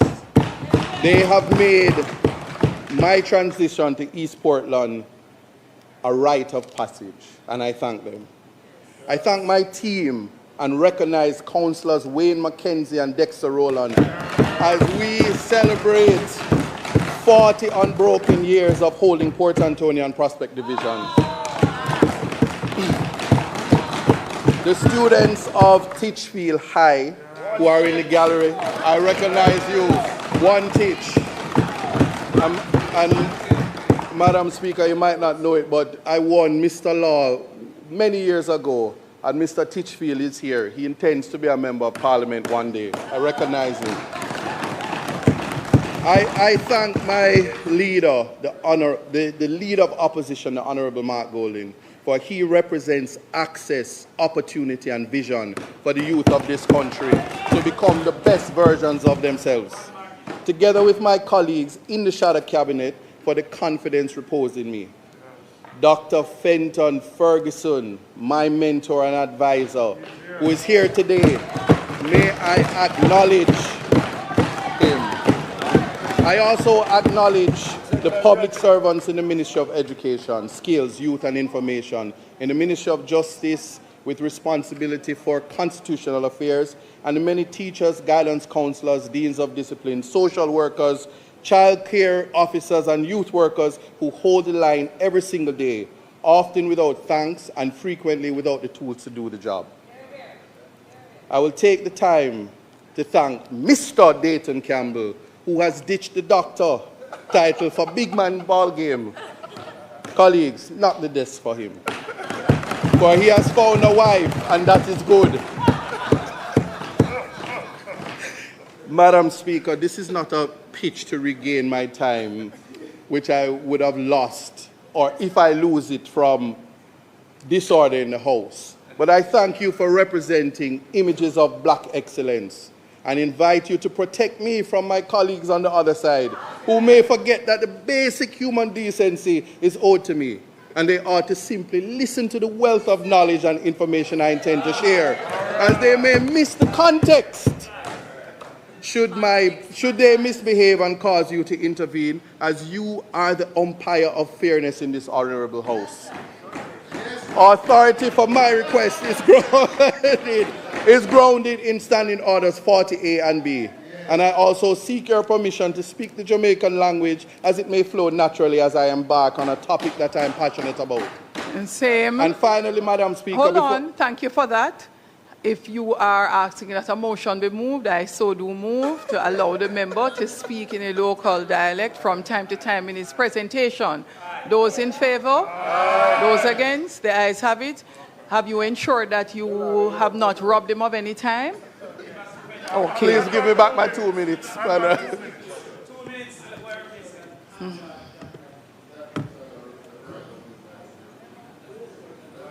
And finally, Madam Speaker, before I officially begin, I have only one complaint to make against the Honourable Prime Minister today. He simply cannot be going around identifying himself as a German fan after I have invited members of the House, including the Leader of Opposition, to do the right thing and be a wagonist while he still can. He's representing Brazil. That's his team. But we're asking him to be a wagonist. So please, he's not here today. But I don't know which standing orders that is, but permit me, protect me. Thank you. And lastly, we are guided by a noted gospel artist. Be guided by a noted gospel artist in your ruling today. Jesus is the only king for life. We are explode like dynamite. Thank you. Madam Speaker, context matters. The government has presented its record. It is the duty of Her Majesty's, forgive me, His Majesty's loyal opposition, not merely to applaud the announcements, but to ask the harder questions behind the launches, the ribbon cuttings, the impressive sounding totals. Are children safer? Are they learning? Are they working? Are they being prepared to be a citizen of a free and sovereign republic? On the evidence, much of it the government's own, the answer is not yet and not nearly fast enough. I make this contribution in the spirit of opposition that this House should aspire to. Not opposition for its own sake, but opposition that holds government to account, offers a credible alternative, and stands ready to partner where the national interest demands. It's nowhere is that readiness more important than on the road to republic, to which I will come to. Madam Speaker, there is a gap between the announcement and the child. The government speaks of transformation, but transformation is not measured in press conferences. It is not measured in the life. It is measured in the life of a child. And by that measure, too many of our children are being left behind in plain sight. I will use the government's own figures because they are the most damning witnesses of all. Violence in our schools. The government-owned critical incident reports recorded 55 critical incidents in our schools across a single reporting year. Gang violence, stabbings, robberies, and attempted abduction and sexual assault. By the government's own arithmetic, with 190 school days in the year, that is a critical incident in our education system roughly every 3.5 school days. The minister called it, and I quote her, utter madness. Madam Speaker, I agree, but naming the madness is not the same as ending it. We are told school resource officers no longer operate physically from our schools, and we are told of frameworks, of behavior support teams, of restorative practice memoranda. These are not worthless, but a framework is not a presence, and a memorandum has never stopped a knife. The opposition asks simple questions as parents ask. When my child walks through that gate, who is responsible for her safety, and are they actually there? Violence in our schools is the overflow of violence in our communities and in too many of our homes. The opposition accepts the minister's point that this is a shared national responsibility, but sharing responsibility cannot become a way of escaping it. The state has levers no household has. Properly staffed guidance and dean of discipline establishments in every school that needs them, functioning monitored CCTV, not a tender perpetually about to go out, and a justice and social protection system that intervenes early before the funeral and not after. A child protection emergency. Madam Speaker, let this House sit with one number. In a single year, the Child Protection and Family Service Agency received over 13,500 reports concerning our children. More than 6,300 of them distress calls to the 211 hotline. Behind the categories sexual abuse, physical abuse, neglect, emotional abuse, child trafficking are real Jamaican children. The minister said she wanted Jamaicans to be appalled by the number. Madam Speaker, we are. The question is what the state or what will the state do with this appalment. Yes, the 211 line exists, and it should be commended and publicized. Yes, therapeutic centers have been opened at Maxfield Park and Windsor, and a sensory room at Muirton Boys Home. But a handful of centers serving a few hundred children cannot be the national answer to 13,000 cries for help. The opposition wants to know how many of those 13,531 reports were investigated to conclusion, how many children were actually removed from danger, how long is the wait for a child protection investigator, a clinical social worker, or a place of safety. The dignity of a child is not honored by the building we open, it is honored by whether the child is in fact protected. The government's own indicators tell a story about literacy at the grade 4 levels, and it stands at 68%, numeracy at 64%. At the secondary level, the pass rate in CSEC mathematics is reported at 41.6%. Madam Speaker, that means roughly 1 in 3 of our children cannot read with confidence at grade 4, and well over half are leaving the secondary system without a pass in the single subject most tied to employment and to the STEM's future. This government says it wants. So we cannot declare ourselves a STEM island while the foundation is this fragile. This is where youth policy and constitutional principle meet. The opposition has long argued and has been prepared to argue in the courts that access to publicly funded early childhood education is not a luxury but rationed, but a foundation to be guaranteed. 80% of our early childhood institutions are privately run. The brain is built before age 5. If we are serious about literacy at grade 4, we must be serious about the 3-year-old today. The opposition will press for a clear funded pathway to train teachers in every early childhood institution, not as an aspiration over the period of the transformation, but on a timetable this House can hold the government to. The unattached and the unemployed. Madam Speaker, the government celebrates a low national unemployment rate, but the headline hides the young person. Youth unemployment remains roughly 3 times the national rate, and the figure does not capture our gravest problem. The unattached young people, those not in education, employment, or training, who drift between the corner and the gang. 9 youth innovation centers is a start, but the government's own stated aim is 1 per parish, and that promise is not yet kept. A recording studio in 1 parish is welcome, but it is not a national youth employment strategy. The opposition test is simple. Does the young man in Manchonil, the young woman in Granville, have a real reachable route from where they are to a job, a skill, or a business of their own?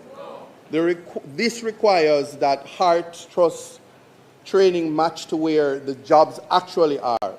It requires entrepreneurship, support that reaches the unattached, not only the already ambitious. And it requires us to stop treating youth crime purely as a policing problem when it is at its root an opportunity problem. We must recognize that the government reports that 275 special needs students benefited from shadow, special education assistance support, and that 230 new shadows were trained.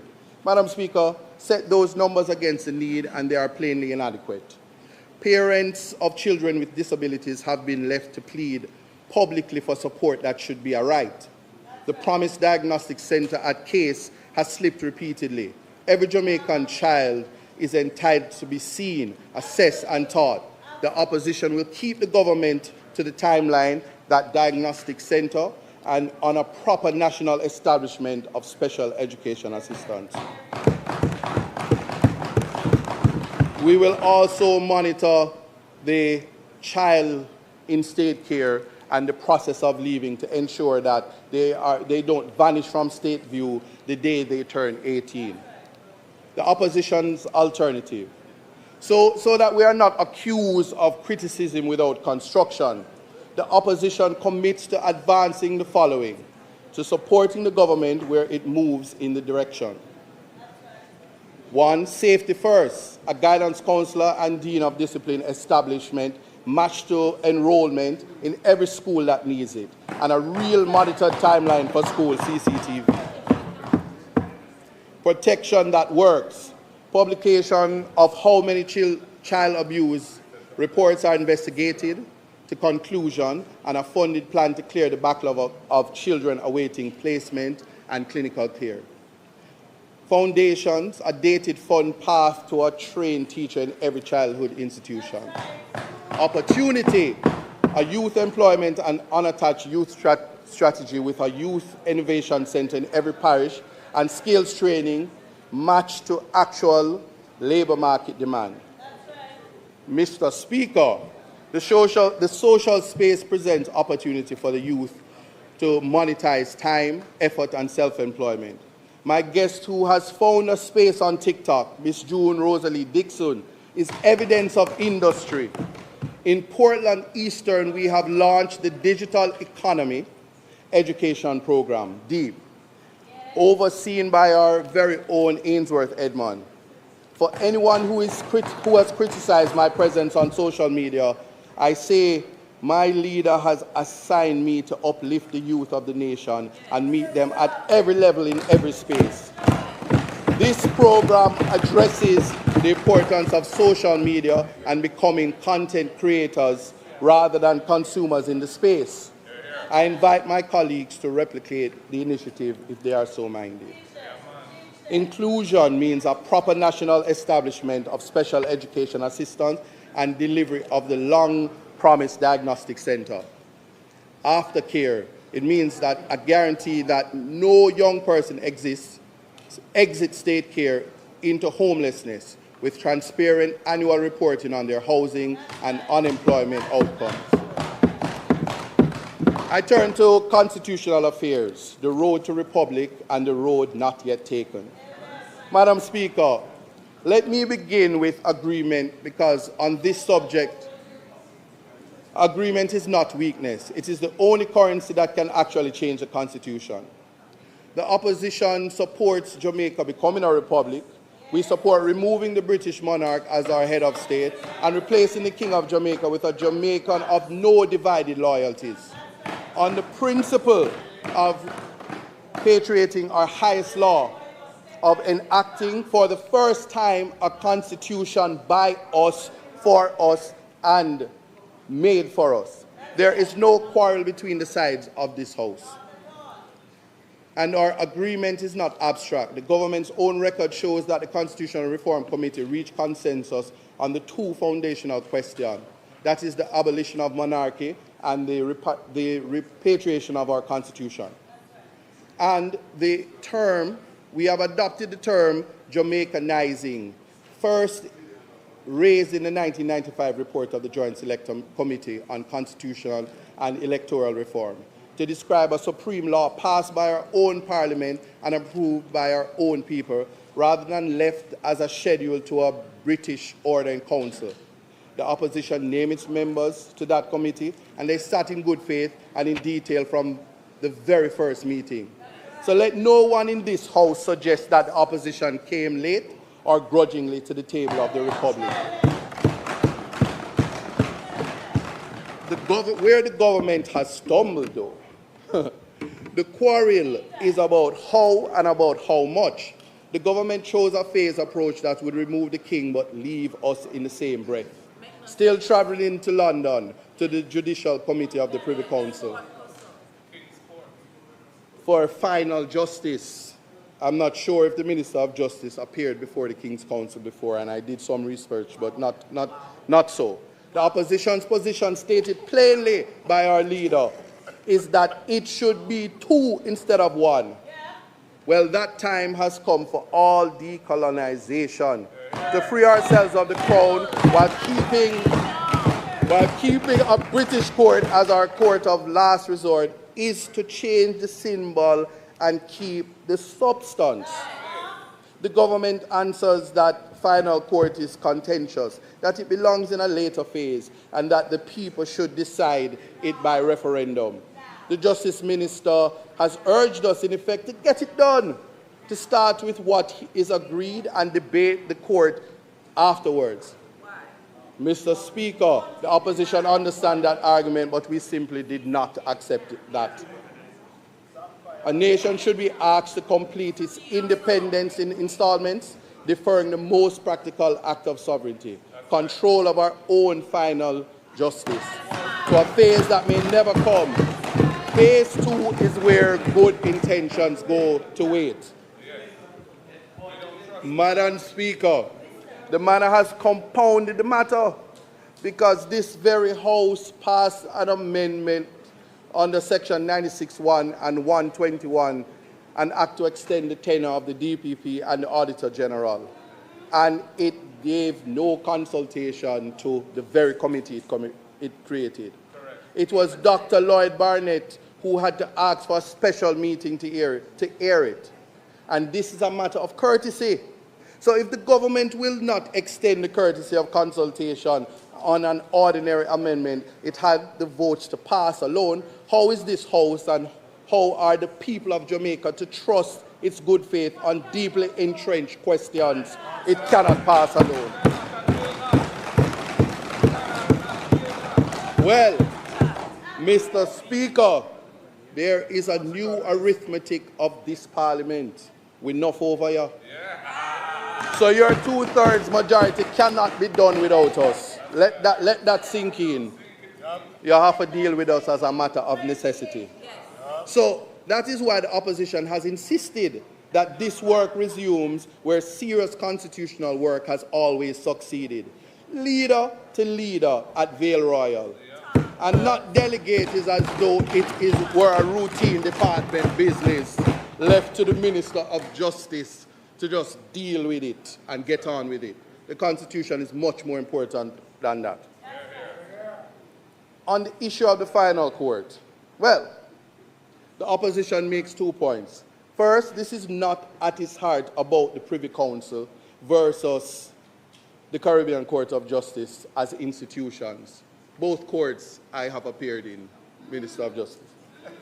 Now, today the litigant who cannot afford London is in practice shut out of his own final court, severing the appeal to the Privy Council and vesting final appellate jurisdiction in the Caribbean Court, a court substantially funded, staffed and led by the region. Is that act that brings the highest court within reach of the average citizen? And I will just say humbly, decolonization that does not reach the poor is decoration.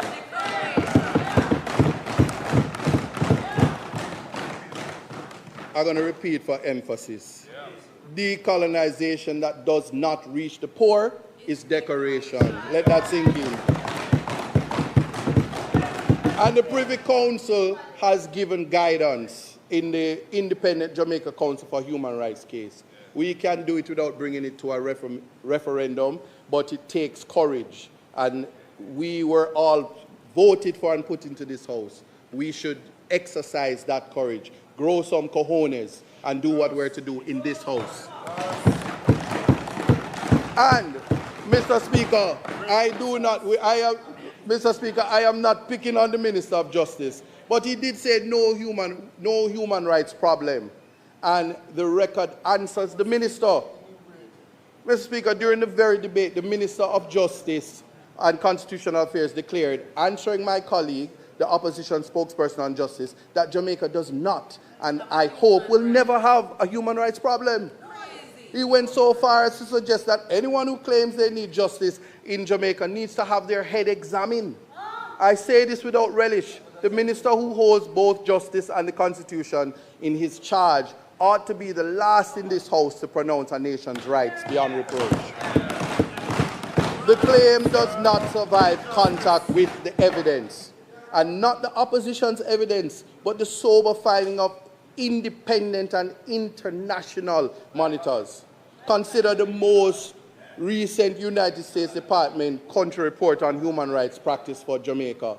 They said 111 fatalities. They said that we don't have system in place. They said that the same period, the Independent Commission of Investigation received 709 complaints to go with the 111 fatalities in that particular year. Well, the same body reporting describes lockup meant to hold a person for 48 hours, holding them longer than that. And our prisons are outdated. So this is where I quote my dad, Manley Augustus Buchanaan. You hearing me? Yes, no go on so Chucky, no go on so. Because you know that Chucky no lucky. Human rights must never be seen as an ostrich with his head in the sand. It is not a strategy, but rather screams danger. Chucky, you know you're lucky. But, Madam Speaker, the minister's entire answer to this catalogue was a single institution. Go, he said, to the Office of the Public Defender. Yet the minister knows, or ought to know, the limits of the very remedy he offers. Because by law, the office cannot appear in court. It may only retain attorneys to act for those it assists. And this Parliament may lawfully disregard its findings and decline to act on its recommendation. A remedy that cannot enter the courtroom and whose conclusions the state may shelve at will is not proof that our rights are secure. It is a measure of how exposed they are. To direct the citizens to the door and declare the matter closed is to mistake the existence of a door for the safety of the house.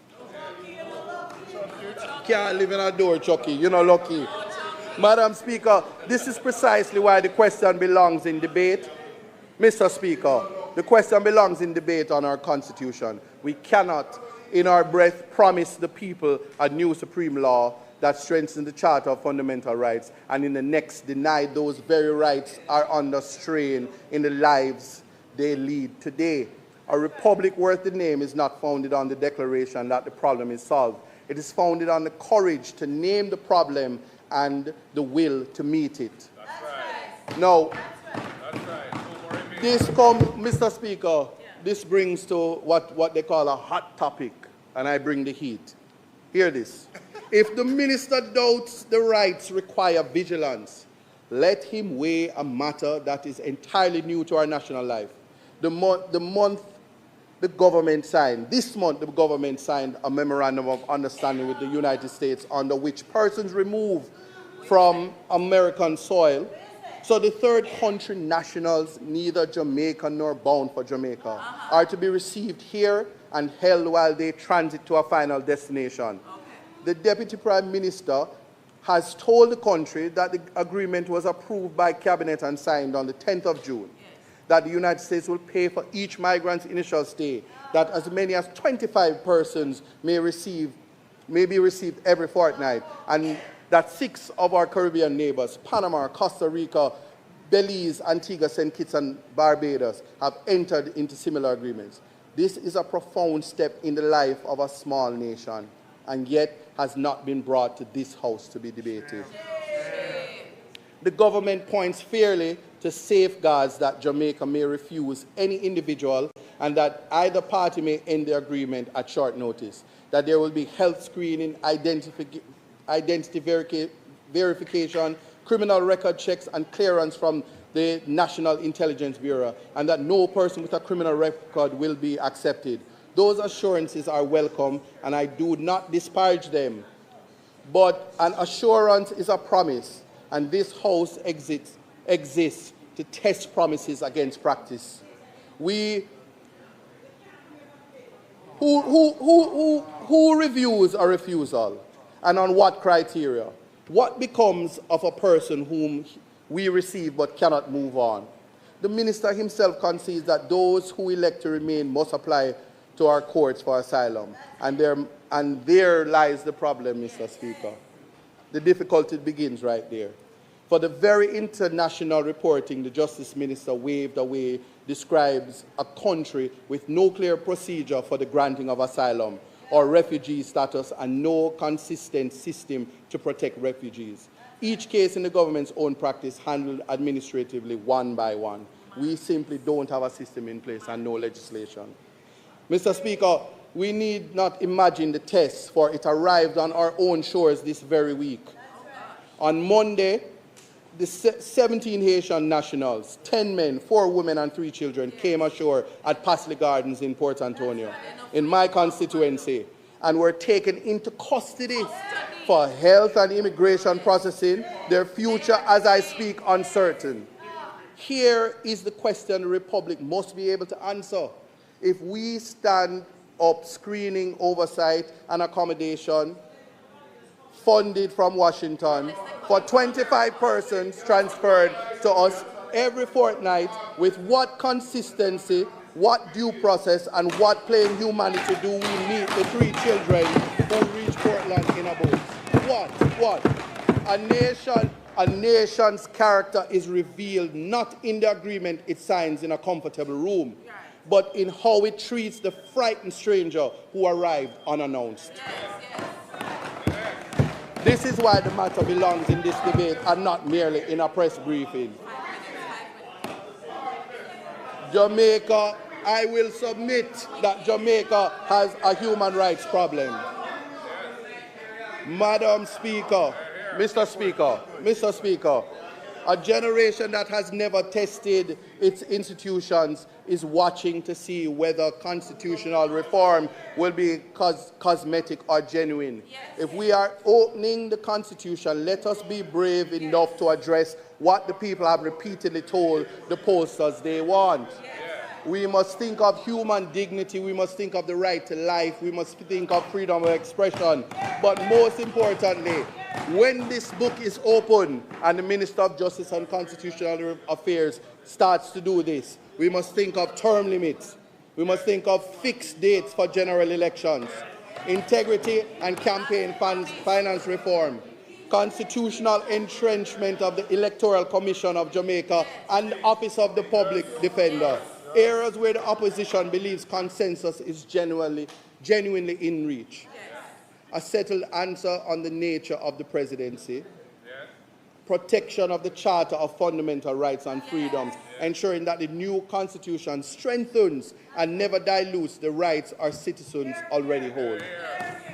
Consideration of the rights of the Maroons under the 1738 Treaty. We must take that head on.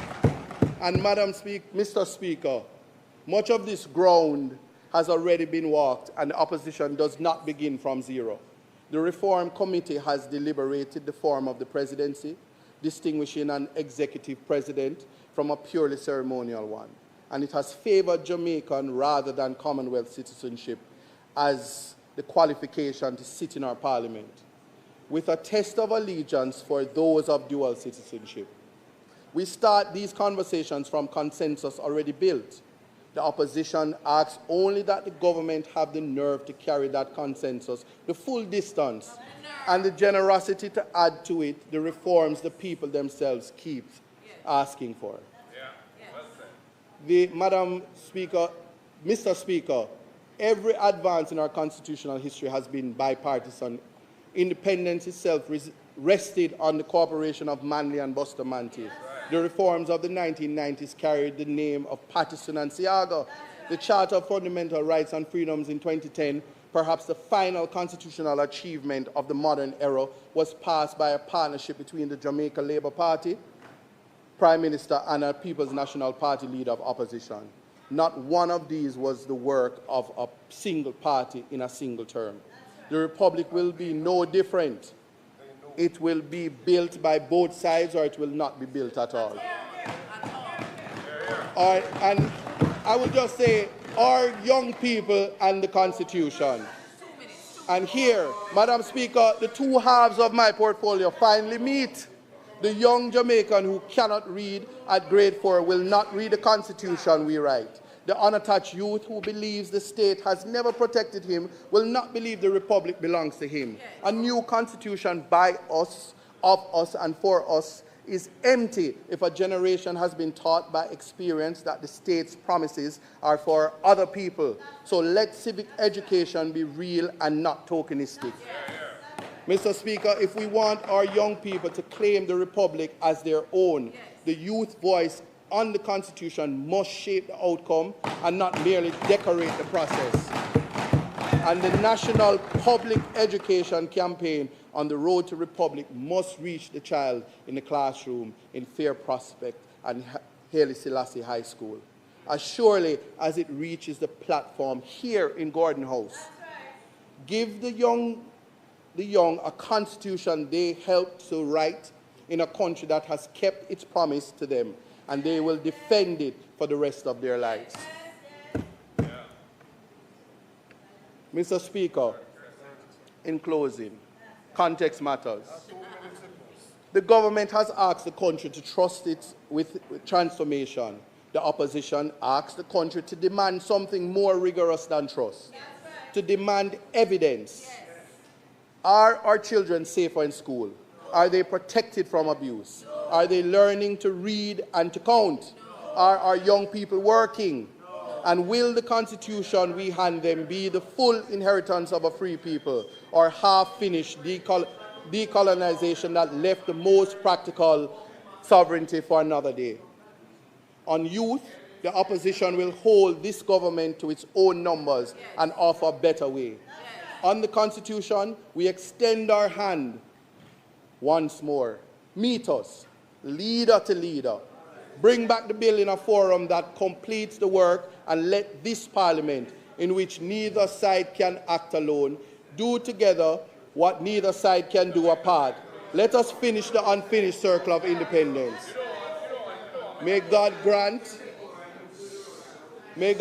this House the wisdom to discover what is right, the will to choose it, and the courage to see it through. I so submit. Thank you, Mr. Speaker. I will say God on time. And to my friend, Minister of Justice, Chucky, you know lucky. Thank you. Thank you. House Leader. Mr. Speaker, let me thank the contributors from the opposition side. We had a sort of reserved and sober first presentation from the member from Westmoreland, and then we had a presentation from Eastern Portland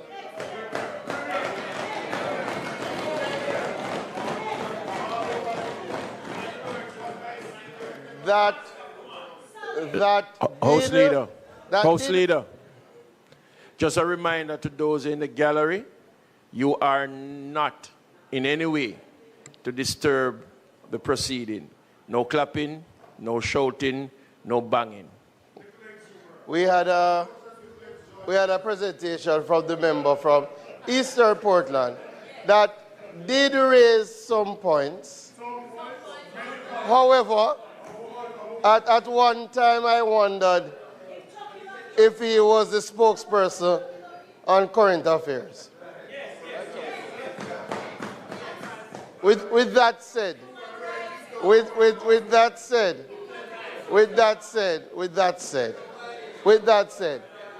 I will say, for his first presentation in the House, we welcome his intervention.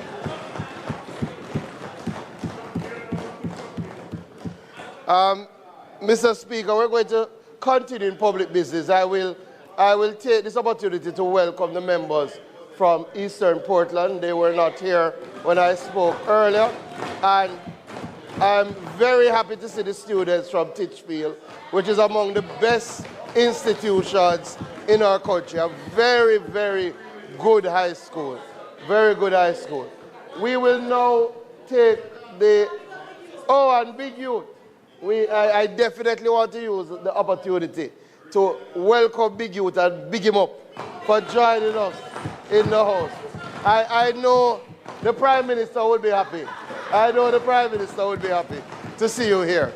We will continue in public business, so I suspend the debate, sectoral debate, until our next sitting, at which time we expect to have our final presentations. In the sectoral debate, we will have the presentation by Minister Grange. We will also have Dennis Daly, and we will have our closing presentation by Dr. Chang.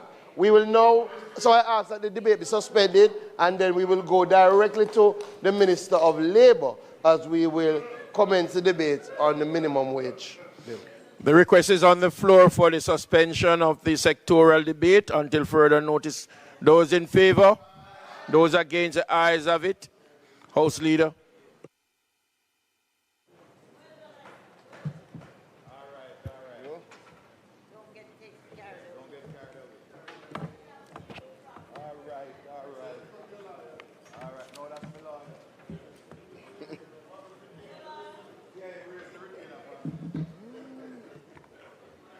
Minister, you will know, just a minute, so we give the gallery some time to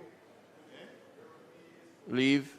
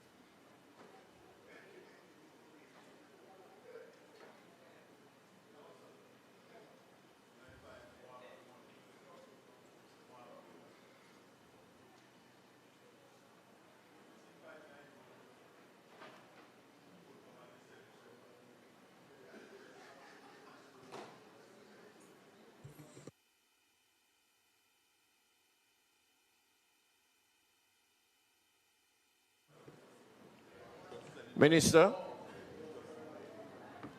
you may now proceed. Thank you, Mr. Speaker. Permission firstly to speak from a seat that is not normally my own. Permission granted. Thank you. Mr. Speaker, on the 17th day of June 2026, the National Minimum Wage Amendment Order 2026 and the Minimum Wage Industrial Security Guards Amendment Order 2026 were laid on the table of the House and notice given for their affirmation. Accordingly, Mr. Speaker, today I rise to reaffirm the government's commitment to ensuring the principles that protect every Jamaican worker, provide them with fair compensation. Since its enactment in 1938, our Minimum Wage Act has remained a cornerstone of worker protection in our country, helping to ensure that the country's lowest paid workers receive a minimum standard of income to support their basic needs and dignity. More than a piece of legislation, it reflects our collective belief that workers must be protected from exploitation and afforded the opportunity to build better lives for themselves and their families. As outlined in Section 3 of the Minimum Wage Act, the Minister is empowered to fix minimum wage rates by this order. This includes the power to set specific rates for occupations where current wages are unreasonably low, as well as the power to establish a general national minimum wage if deemed desirable. This is a responsibility, Mr. Speaker, that must be exercised carefully and thoughtfully. It requires balancing the legitimate needs of our workers for fair and adequate compensation with the need to maintain a stable economic environment in which businesses can continue to grow, to invest, and to create employment opportunities. Mr. Speaker, our Prime Minister in his budget speech earlier this year stated that there would be an increase in the minimum wage, and today I formally submit to this Honourable House the orders to increase the national minimum wage and the minimum wage for industrial security guards effective July 1, 2026. Mr. Speaker, we acknowledge the reality facing our minimum wage earners, and as a government, we do continue to increase the floor we have in order to better provide opportunity for those workers to be able to meet their daily expenses. Over the last 10 years, we have demonstrated in action, not just words, a commitment to consistently increasing the minimum wage, improving, therefore, the capacity of minimum wage earners, moving from 6,200 in 2016 to now 17,000 in 2026, representing, Mr. Speaker, over that time, an estimated increase of 174%.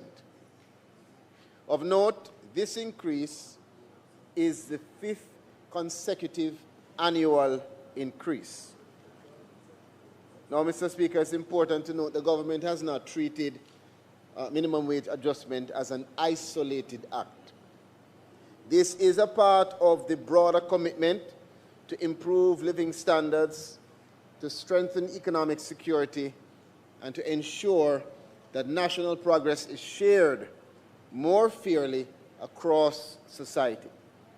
Accordingly, I move that this Honourable House affirm the following increases, which are to become effective on July 1, 2026. Firstly, the national minimum wage is to be increased from 16,000 to 17,000 per 40-hour work week. This means that A, single-time rate standard pay, this is your basic hourly pay for a regular work week, is to be increased from $400 per hour to $425 per hour for work done by the worker during any period not exceeding 40 hours in any week. B, time and a half rate, which is overtime pay, which represents a 50% increase to the standard hourly rates, is to be increased from $600 per hour to $637.5 per hour for overtime work done in excess of 40 hours in any week.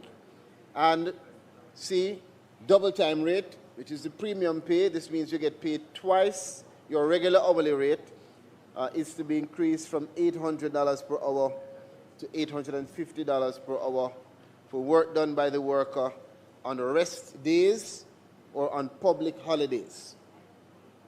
Secondly, and additionally, the minimum wage for industrial security guards is also to be increased from 16,000 to 17,000 per 40-hour work week with corresponding adjustments.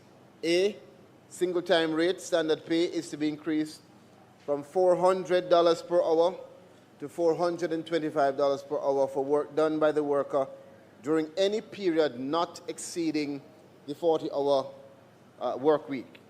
B, which is a time and a half rate, overtime pay, is to be increased also from $600 per hour to $637.5 per hour for work done in excess of 40 hours in any week. And C, double time rate premium pay is to be increased from $800 per hour to $850 per hour for work done by the worker during any period on a rest day or on a public holiday. Mr. Speaker, of note, the security guards will continue to benefit from their existing allowances and benefits. Mr. Speaker, this increase in minimum wage represents a reaffirmation of this government's commitment to Jamaican workers. It acknowledges the invaluable contributions of those who care for our children, support our households, protect our properties, and help to drive economic activity across our country. Let me also say this. The minimum wage is a floor, not a ceiling. And as we have done before, I again call on all employers, especially those who can afford to do more, to invest in your workforce, go beyond the minimum where circumstances permit you to do so. Let us move, Mr. Speaker, colleagues, from compliance to genuine appreciation. A well-supported workforce is not only good for workers and their families, it is also good for productivity, business growth, and national development. Mr. Speaker, we know there is still much work to be done ahead, but today we have taken another meaningful step forward. Today's measure reflects the government's determination to improve the lives of working Jamaicans and to ensure that economic progress is shared more broadly across our society. Let me reiterate, Section 5 of the Minimum Wage Act establishes a clear statutory duty for all employers. Importantly, once an order takes effect, every employer is legally mandated to pay wages at a rate no less than the prescribed national minimum. Please take note. We are confident that our corporate partners and small business owners alike share our commitment to treating Jamaican workers with dignity. However, let me be clear. This administration treats statutory compliance with the utmost seriousness. The law provides for strict liability and enforcement actions before parish courts for any failure to meet these standards. And the Ministry's Inspectorate will continue and will actively ensure that the rights of our most vulnerable workers, including our hard-working security personnel, are rigorously protected. With that, Mr. Speaker, I now formally seek the affirmative resolution of this Honourable House for both the National Minimum Wage Amendment Order 2026 and the Minimum Wage Industrial Security Guards Amendment Order 2026.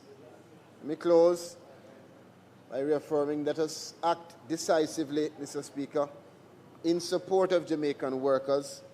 Let us take this important step towards strengthening economic security for thousands of families across our country, and let us continue working together to build a more just, equitable, and prosperous Jamaica. Thank you, Mr. Speaker.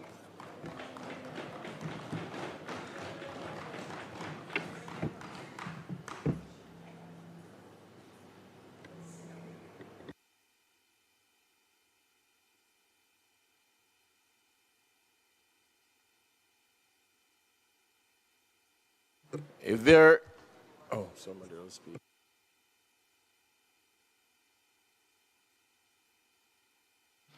Member from Northern Clarendon and Clarendon Northern.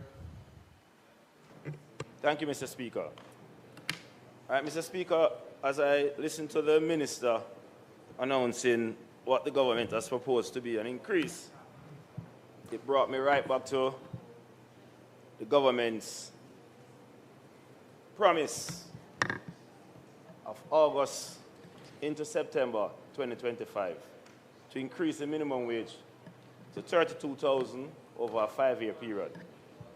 To date, we are seeing now the government has moved the minimum wage, even though they promised to move in the first year from $16,000 to $18,500. Today, we are seeing a $1,000 increase proposal. That is woefully lacking. On this side,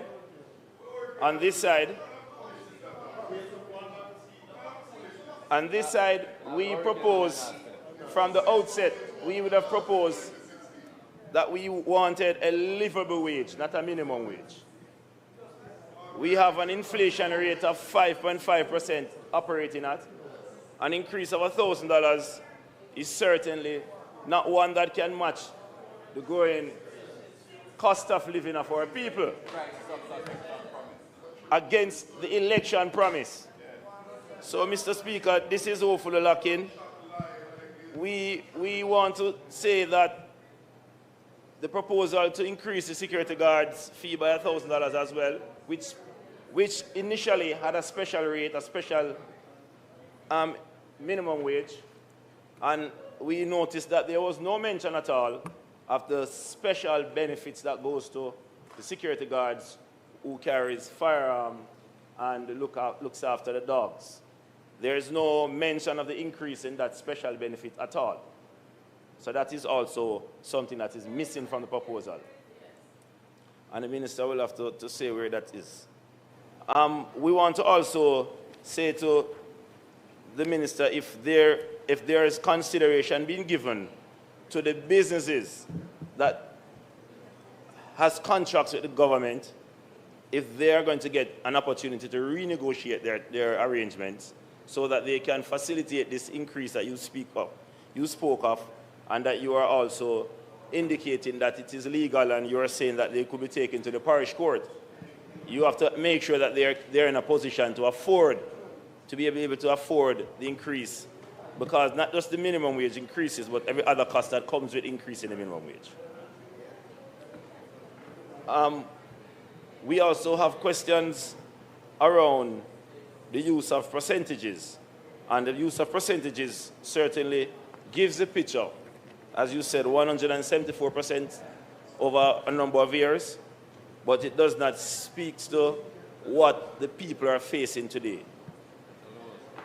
It doesn't tell the whole story. So I won't go into all the details that you have put here in terms of the $25 increase for the short-term rate standard, the $37 increase for the time and a half rates where persons work on holidays. Those are certainly things that I'm sure is nothing to write home about. But we want to better understand if the promise made by the government during the election time will be fulfilled, and if you believe in your heart that $1,000 increase for minimum wage is adequate for our people and the standard of living that you are facing. So I'll close for now, Mr. Speaker. Thank you.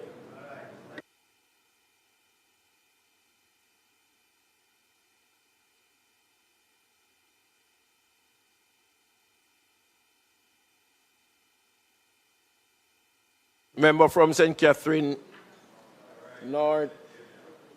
Northwestern.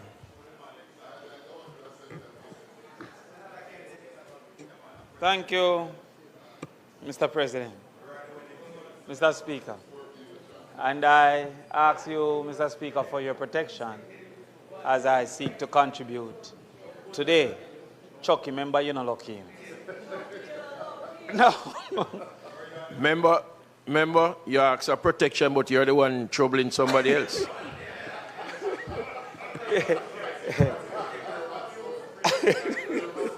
Mr. Speaker,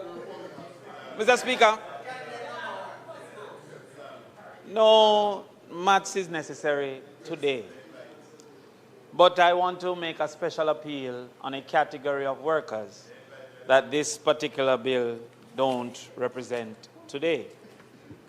Mr. Speaker, there's an industry called tourism, for which I believe that there is a necessity for the consideration of a special minimum wage for tourism workers.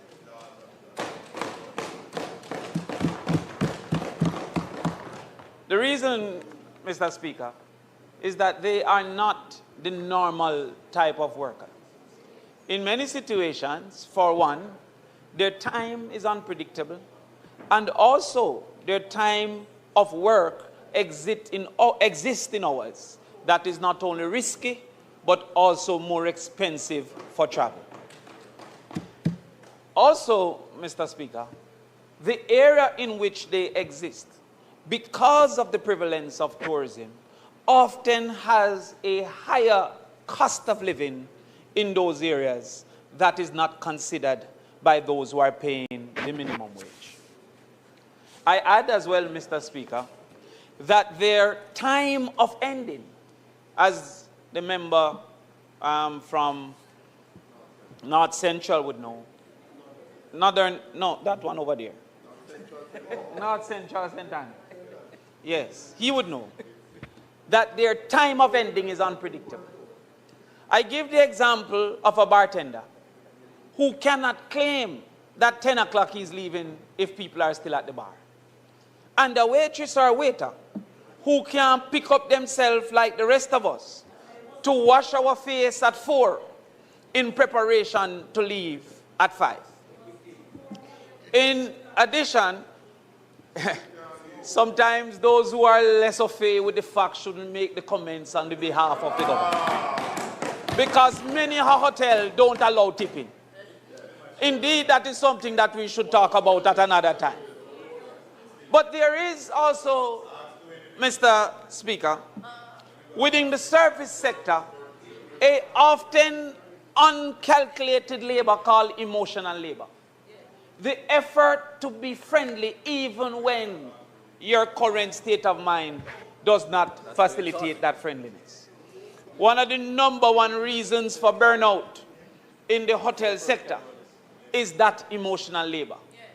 There are many, even in the face of disrespect, that must make us smile because it is demanded for work. There are some, even at the time of hunger, must serve the lobster because it was ordered.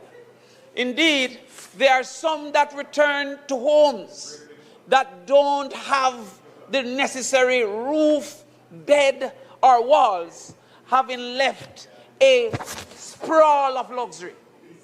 And that emotion must be catered to in our considerations.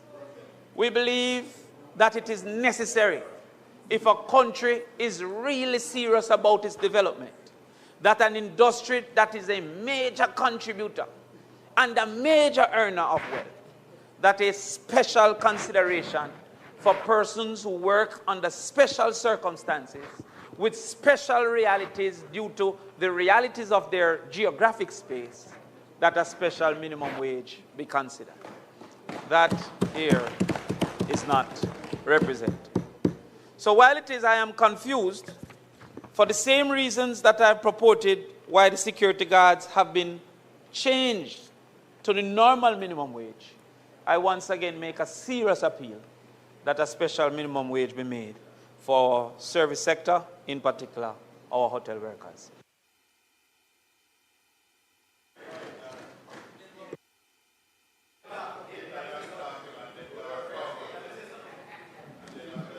Member from St. Andrew East Central.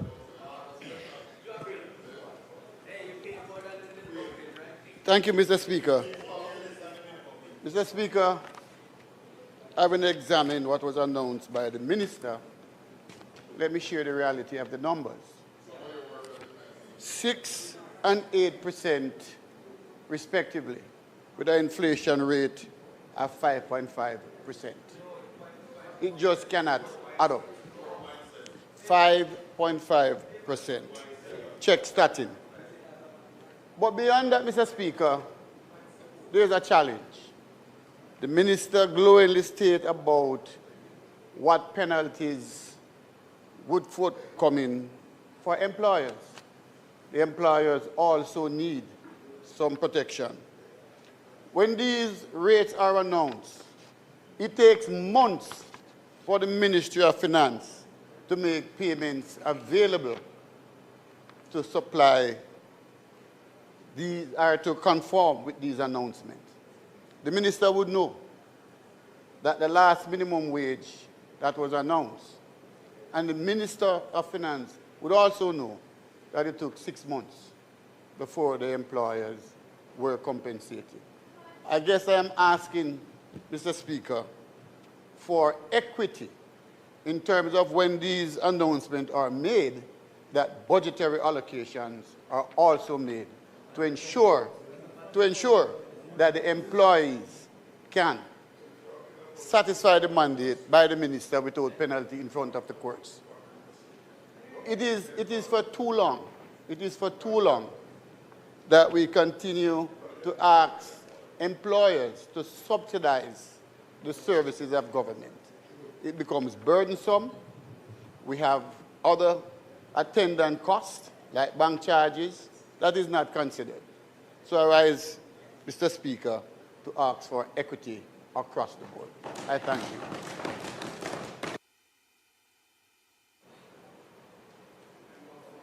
Member from Eastern St. Thomas. Thank you very much, Mr. Speaker.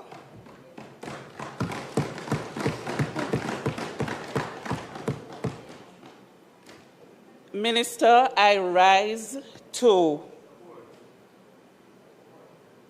ask for equity for a special category of workers.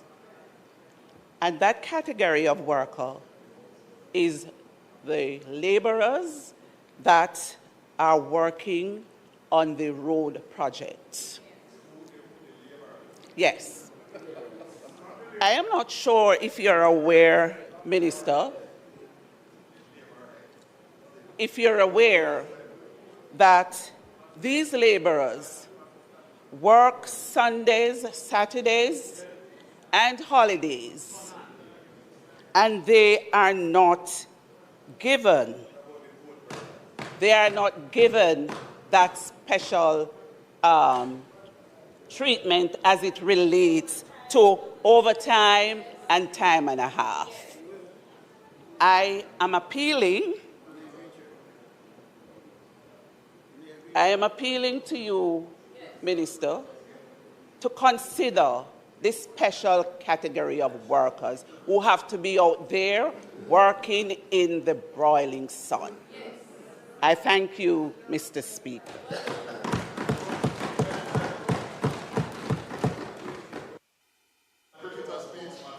Member from Westmoreland Eastern.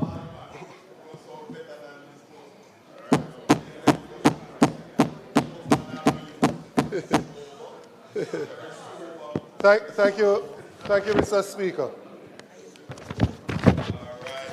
Mr. Speaker, when the minister spoke and he made mention of the fact that the enactment of the Minimum Wage Act was in 1938, I had to immediately check to see whether or not that was indeed correct. And when I checked, I realized that it was enacted in 1938, but it didn't come into effect until 1975, thanks to Michael Joshua Manley.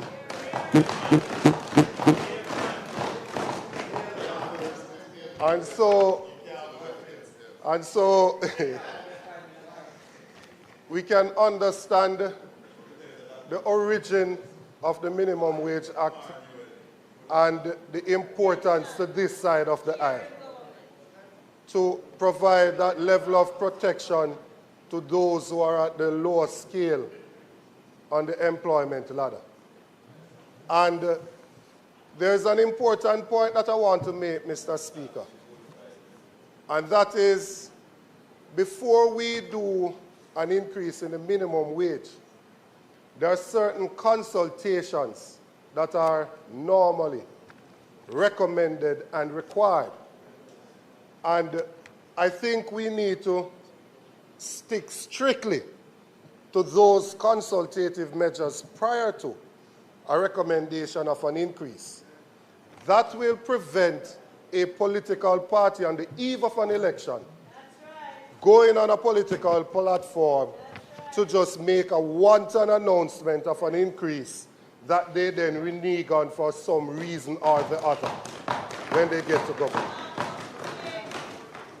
And so the government made the announcement on the eve of the last election that they would, in their first budget, move the minimum wage from 16,000 to 18,500. They have today announced that it will actually be 1,000 as the increase on the 16,000 and not 2,500, representing only 40% of what was promised. Now, they said they would phase the rest of it, you know. I hear the leader of government business saying phase it in. But they actually said they would phase the rest because they left it from 18.5 to get to 32 over the 4 years. I'm not speaking about that part of it. I'm not speaking about getting it to the 32 right now. I'm speaking about what was a clear commitment that it would have been moved to 18,500 in the first budget. Right? And having said so, Having said so, and having won the election, what we now see is the Dr. Andrew Michael Holness government reneging on the commitment to the working people of this country. So that is one. That is one. I have not forgotten Melissa. Mr. Speaker, you see, Mr. Speaker, because we have 30 minutes to contribute, I will indulge the members. I did not forget Melissa, Mr. Speaker. But since they want to talk about Melissa, this is the same administration that only spent 1.8% of donated funds on the people that were affected by Melissa. So I don't know on what basis they are asking if we forgot about Melissa, because clearly they are either forgotten about the people of Western Jamaica or they are negligent in carrying out their duties to the people of Western Jamaica. Now, so the first point is about the consultation and whether or not we should put that into law to prevent a recurrence of this situation. That's the first point. The second point, Mr. Speaker, is that as a country, both sides of the Parliament, I'm sure, will agree that time has come now for us to move to a livable wage. Time has come now, Mr. Speaker, for us as a Parliament to have the discussion about a livable wage. When we consider a livable wage, member from East Central St. Catherine, thank you for your attention. Mr. Speaker, member, yes, member from East Central. Member from East Central, please. Mr. Speaker, when we think about the basic necessities, people need shelter, people need transportation, people need food, and people need utilities. Those are 4 basic requirements that people need. So when we speak of a minimum wage of 16,000 and then we gloat about that being a 174% increase over 2016, not taking into consideration the increase that has happened in housing costs, in transportation costs, in food costs, and in the cost of utility. The member from East Kingston and Port Royal will be more than happy to inform this House that in 2016, it cost 25 US cents per kilowatt hour for electricity. That is now over 40 cents. Closer now to 50 cents. So you cannot ignore that reality when you are thinking about what the people of the country are facing. And I think too many members here are comfortable in the eloquence of their home, the affluence of their home. They are comfortable under their ACs. They are comfortable with their big dinner. And they have forgotten about the people, the working class of this country. The junk and power. Junk and power. Junk and power. Junk and power. Mr. Speaker, another matter that requires urgent attention. Another matter that requires urgent attention. We need to also consider this continuous practice of putting people on contract work that is causing them not to have the benefit of some of the minimum things that we fought for as a labor movement many years ago. And those conditions that obtain prevents these persons from truly being able to liberate themselves and move from poverty to prosperity. So, Mr. Speaker, any increase, a government can always say that this is more than what it was. But context is always important. The notion to just say you can pay more is not that simple, Mr. Speaker. Because how we are treating with the people who are expected to pay is also important.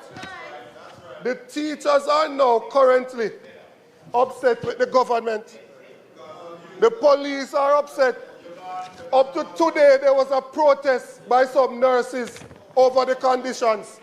And so we need to deal with those persons so that they are in a position that they can compensate their workers appropriately. No. Mr. Speaker, my simple point, to summarize what I'm saying. My simple point to summarize my input in the discussion today is that we need to put in law the requirement for the necessary consultation to take place so we can get the input from the stakeholders before we go and make a promise of an increase. That is necessary to prevent this continuous practice of a political party playing on the minds of the poor people of this country to get an advantage and then reneging on their promise. That's the first point. My second point, and also a fundamental point, is that we need to look at a livable wage. What is required for somebody to live a basic quality of life?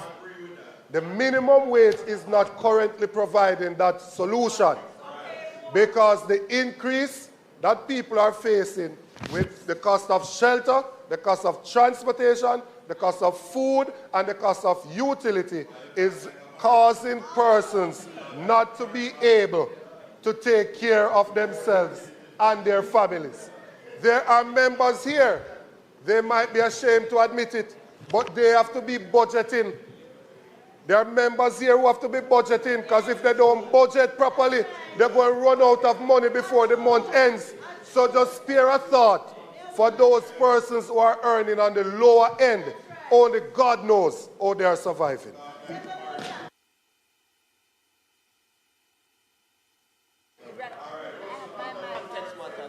No, his mic is off. Yes. Thank you very much, Mr. Speaker. It's fine, go. I will. You know, Mr. Speaker, I have listened. And the minister, on behalf of the government, has brought the amounts that the increase that the government has now given, which is not what was promised in an election. But I'm not even going back to where Melissa is. You know where my mind takes me? To the fact that persons in this house have got up and made their points about the fact that it's not enough and so. And I want us all to ask ourselves the questions, because some of us in here have businesses, we do run homes, we are parliamentarians, and while we speak that it is not enough, I ask you, you don't have to follow what the government is doing, it is. I ask us all,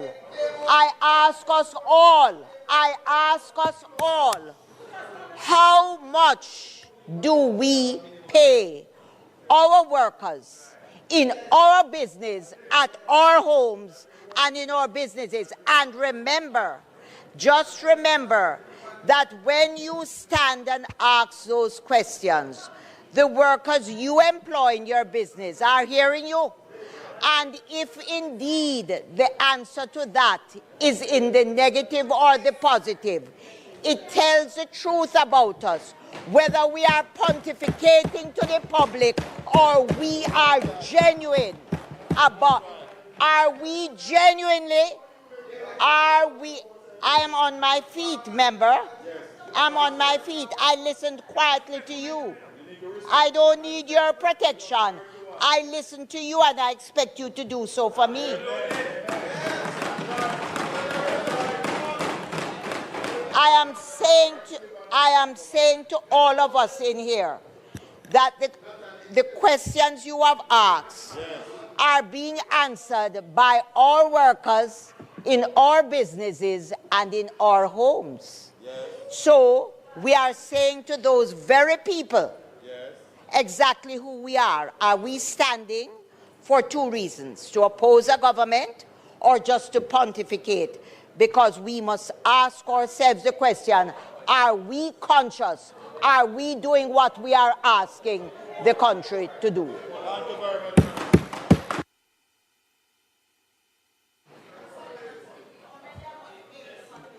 Jess, you're next.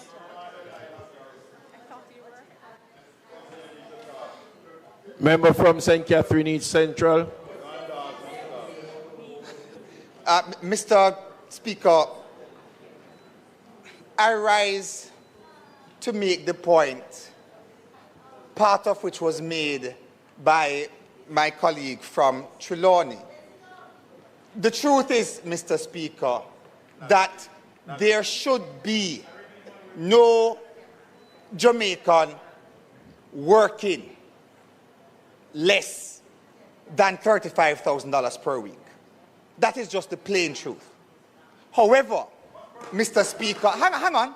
However, Mr. Speaker, when one considers the reality of our country, we're still a growing economy. We have gone through 2 hurricanes in the last 2 years. We have passed through, hang on, member. We have passed through the ravages of one of the worst pandemics in over 100 years, and yet Jamaica still stands. So the member from Westmoreland spoke about context.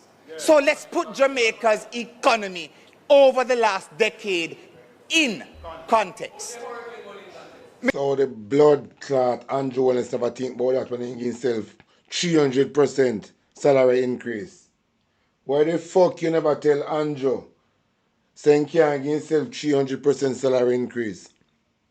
But when I make forgive people them salary increase, you don't have all sort of problem. Mr. Speaker, in two... Chat big up on yourself, you know, Sajid Magic, the whole Rex. Go on, just go and take in them junk here. Andrew take 300% salary increase. But when the people them get a good livable wage, them find all sort of problem. Them find, remember, you know, Andrew Wallace raise him to collect him pay, you know, just off of Melissa, you know. When Jamaica in a crisis, you know, the time Andrew take fee pay, I'm not sure him not give a fuck, you know. 2000, Mr. Speaker, in 2012, during the administration led by the People's National Party, we saw a very slow movement in minimum wage. And the truth is, you want to talk about the records speak for themselves. Look, gay man, look a gay man, when you say a man, it's alleged a man that NHT work. In a PNP time, in another time that we attack, things are cheaper. Things are cheaper. You could have used 2,000, 2,500. When you spend 3,000 in a supermarket, you see, a chally you come out with. Another time that we attack about a $1,200 and $1,000 a month for rent. You can rent a room for somebody for $1,000 a month.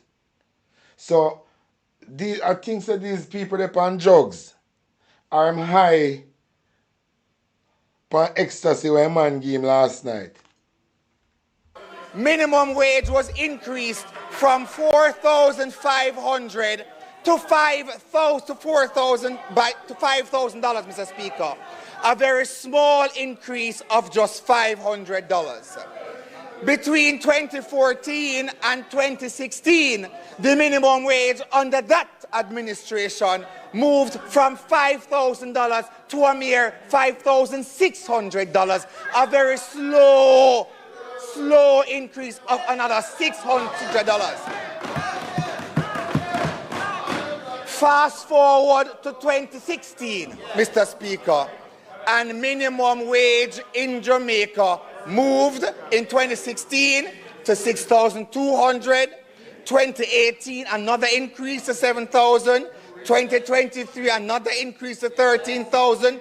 2024, another increase to 15,000. 2025, another increase to 16,000. And now 2026, another increase to $17,000. Now, Mr. Speaker, within the context of governments and increases in livable wages or within a minimum wage, Mr. Speaker, the government led by the Jamaica Labour Party has given your ordinary workers far more increases in minimum wage than any other administration in this country, Mr. Speaker. The minimum wage has moved in the last 10 years by more than it had under any other administration. And that does not include, Mr. Speaker, as I said, the backdrop of COVID pandemic, where not one civil servant lost their job, Mr. Speaker. Mr. Speaker, you talk about unrest. Not one doctor, not one teacher, not one police officer, not one nurse, not one soldier, not one public servant, not one public servant lost a job in Jamaica during the 2.5 years of COVID. Those are facts, Mr. Speaker. Mr. Speaker, notwithstanding 2 hurricanes, Mr. Speaker, one hurricane, the worst that we have seen again in 100 years. Mr. Speaker, the economy of this country continues so that we can still put on a little something extra on the minimum wage.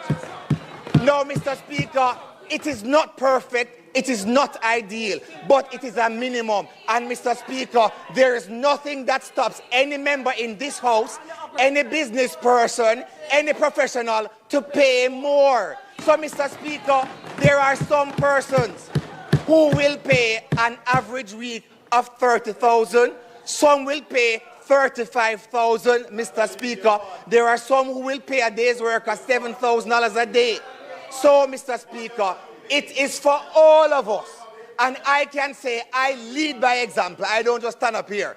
It is incumbent on all of us, Mr. Speaker. Those who can pay more, pay more. Now we understand that there are persons who are recovering from the ravages of Hurricane Melissa. Maybe they can't pay the $18,500. In Westmoreland, Trelawney, Hanover, maybe they can't pay $25,000.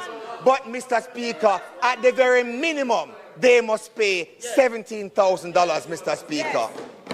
So this government will continue to re-examine, and the finance minister was looking at me and she said, Mr. Terrell, she said, MP, we're re-examining. Yeah. This government will continue to re-examine the minimum wage. We will continue to examine the economic structure of the country, Mr. Speaker, to say how much more of a minimum. But for the country to understand, it is a minimum. It does not mean that you have to pay that. You can pay more if you can pay more.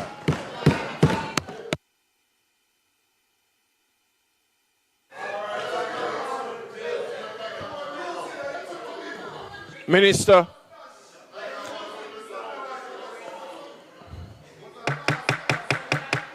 Minister. You have to wait. There are 2 other mics. There are 2 other mics. See what I've lost.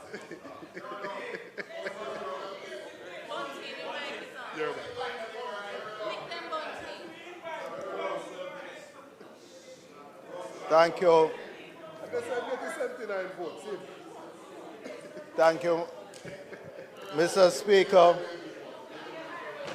Well, I am happy to share what I pay my workers in wages, and I would not be embarrassed to state that amount in this House.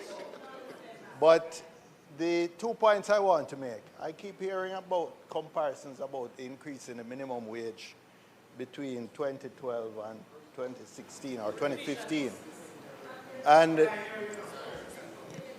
And you have to perhaps take into account, Mr. Speaker, the disastrous economy we inherited from that side.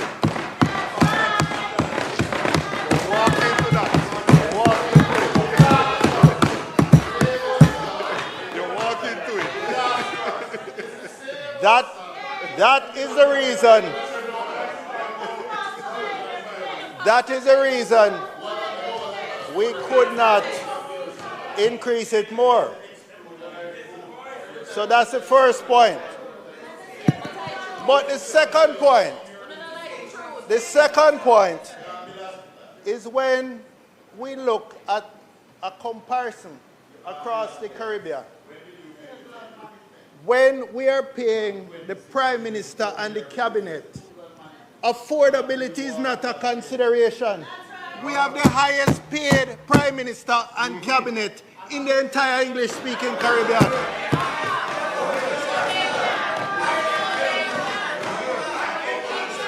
However,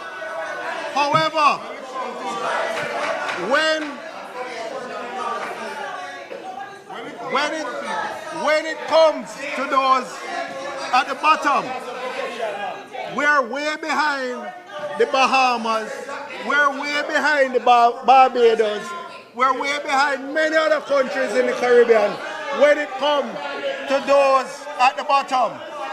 But when it comes to the Prime Minister and the Cabinet, there is no question of Melissa, there is no question of affordability.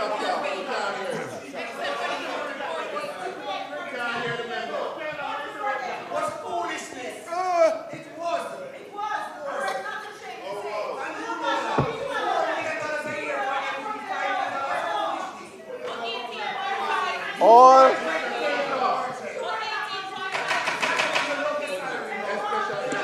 members,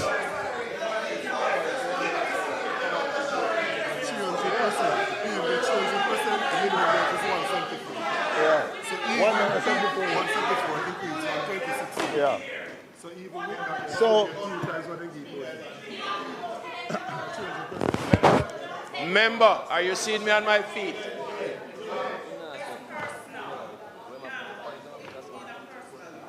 I give back my own to my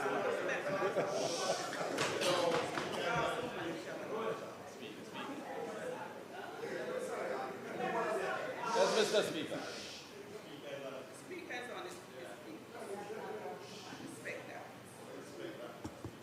Member, you may continue. If I have to rise again, I will use the standing order to deal with the situation. you might talk about Mr. Speaker,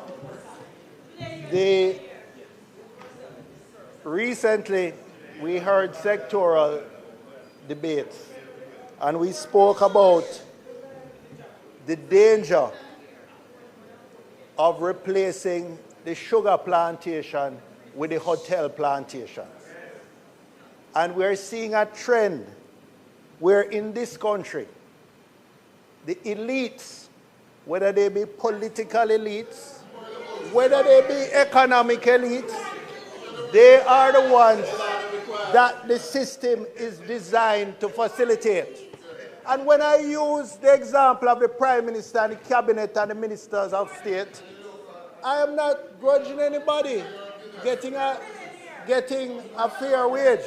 But I am saying, why is it when it comes to those levels, when the Minister of Finance stood up about retaining the best and the brightest, we must be willing to pay. But whenever the argument comes to create a safety net for the people at the bottom, suddenly we hear about Melissa, we hear about affordability, we hear about everything. None of those arguments are made when we're talking about the elite.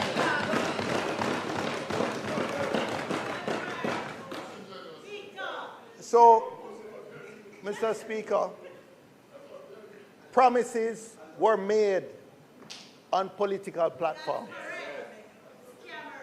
Those promises have been abandoned. The people have been scammed. The people have been scammed. The people have been fooled. They've been chopped. They have been samfied. And that is a disgrace.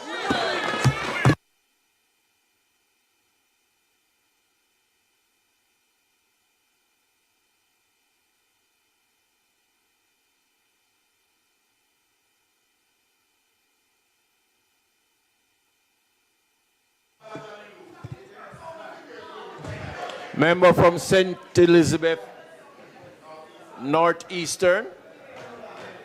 Thank you. Thank you, Mr. Speaker.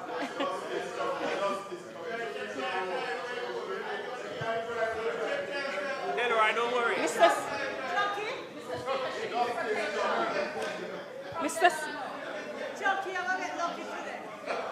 Mr. Speaker, my intervention is actually very brief today.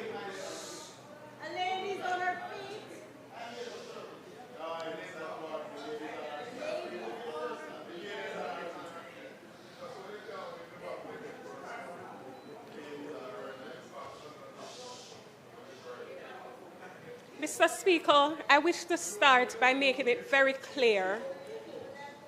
We on this side welcome any fiscal relief that will benefit the most vulnerable amongst us.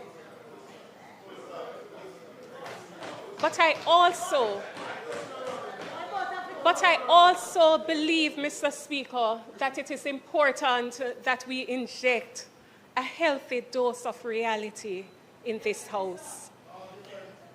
It is important that in making this announcement today, Mr. Speaker, the Minister is essentially giving or announcing an increase from $16,000 to $17,000, $1,000 roughly per week. But when we break that down in simple terms and simple understanding, that only represents about $200 per day. That represents only a box juice, and it can't buy the patty for the day, Mr. Speaker. And so, just a moment, because let me be clear, I do not come with fire and brimstone today. I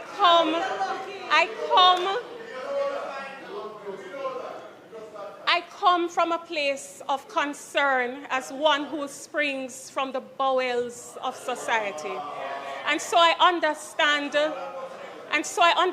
Mr. Speaker, that announcing a measly increase of roughly $200 per day is really an insult to the hardworking people of Jamaica who are struggling, who are fighting to survive. They are living from hand to mouth, and who are finding it difficult to understand how they're going to find tomorrow's meal.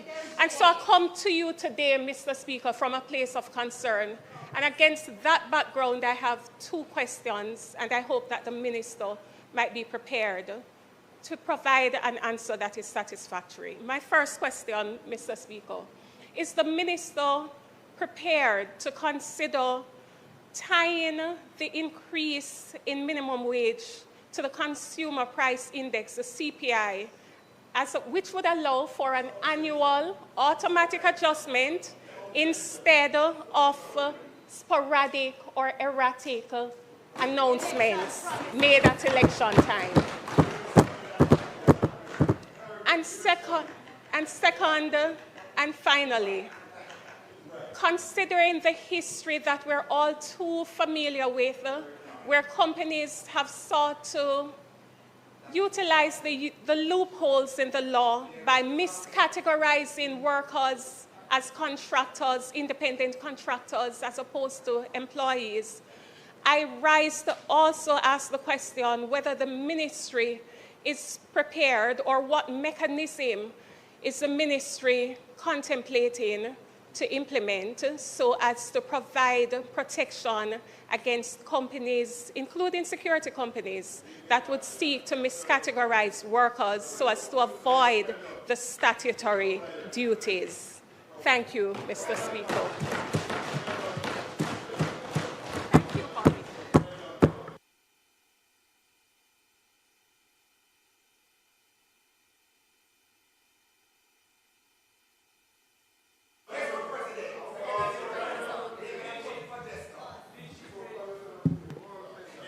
Member from St. Catherine Southern.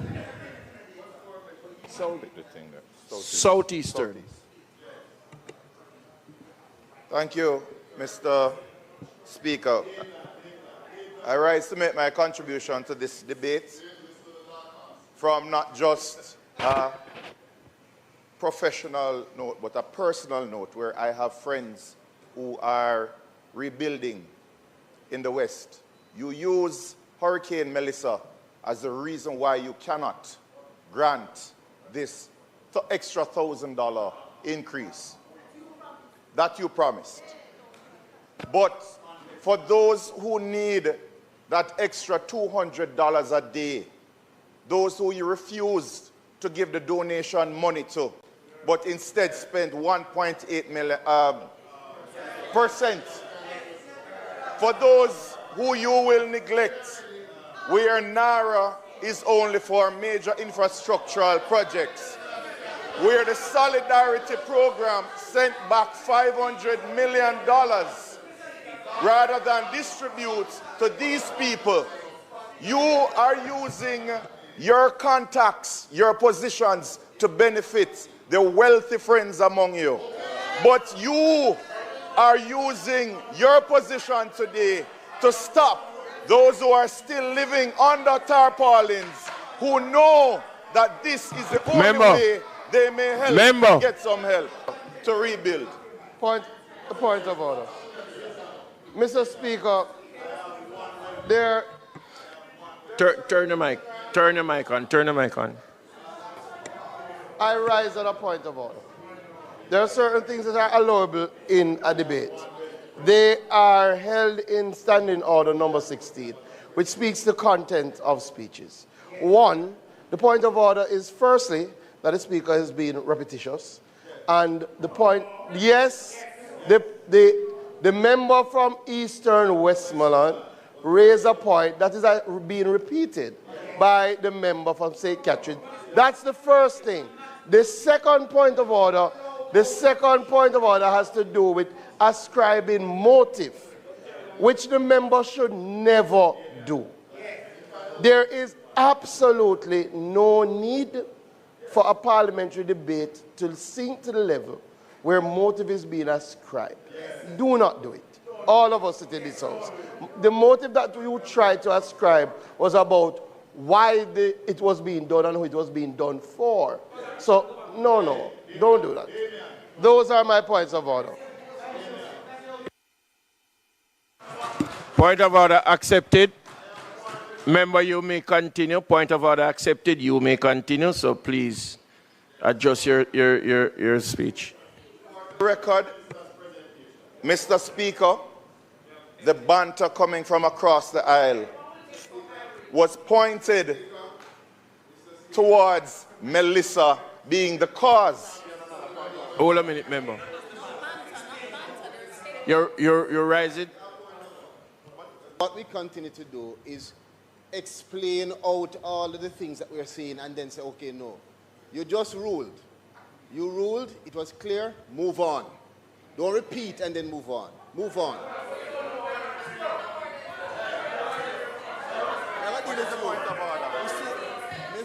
Member. Mr.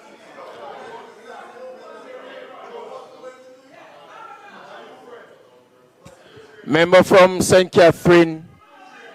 Member from St. Catherine Southeastern. Member from St. Catherine Eastern. I would have accepted the House Leader point of order. I am now asking you, to readdress the situation and move away from and continue your speech. My point is anchored on the fact that the statements, official and off mic, that state that they cannot give the promised minimum wage because of the ravages of Hurricane Melissa. I am stating clearly that it is Hurricane Melissa why we ought to give the promised minimum wage increase, because it is the only thing that this government can give or has committed to give prior to the election. But now, with donations and all of the other funds that are available, they are giving the people nothing. Give them their increase. That is the only thing that you promised. You're giving them nothing else. That is all I am saying. And stop blaming Hurricane Melissa for everything. Minister.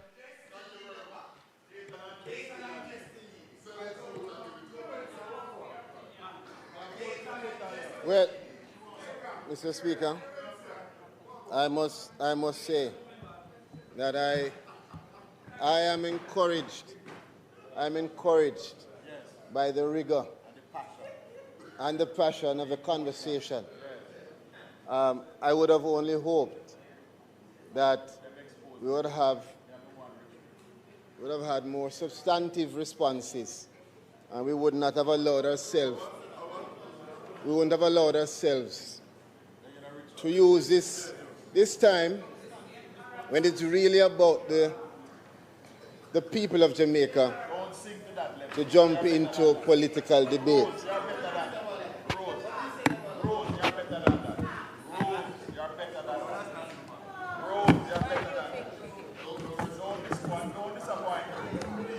Now, a lot has been said, and I want to start by firstly thanking my colleagues for their questions and for their commentary, and also for those on this side who clarified some of the matters that I don't need to repeat. However, there are some matters that will need to be treated with, Mr. Speaker. Now, a lot has been said in relation to the minimum wage and the movement of the minimum wage by $1,000, and whatever statement was made before in relation to this government's commitment to move the minimum wage beyond $30,000. Now, let me make it clear. Facts are facts. They're immutable. They won't be changed. And I would encourage my colleagues to look on the history and the evolution of the minimum wage, where it's coming from, 6,200 in 2016, and all of the consecutive movements. If I were to select any one of the movements of any year in the last 10 years, it would perhaps be more or equal to the movement between 2012 to 2016, which is 11%, I believe. This government has not only spoken about it, we are the only government that has put in place the measures and actually realized what we have committed to. I don't need to go into what took place last year. The entire country knows that. And the country is listening to all of us as parliamentarians. And it is the minimum wage workers who are listening on, and those small business owners who are asking themselves whether the parliamentarians that have made certain comments, whether they understand what minimum wage is. I think there's a real misconception. We should be very careful not to confuse the legal minimum wage floor with appropriate wages.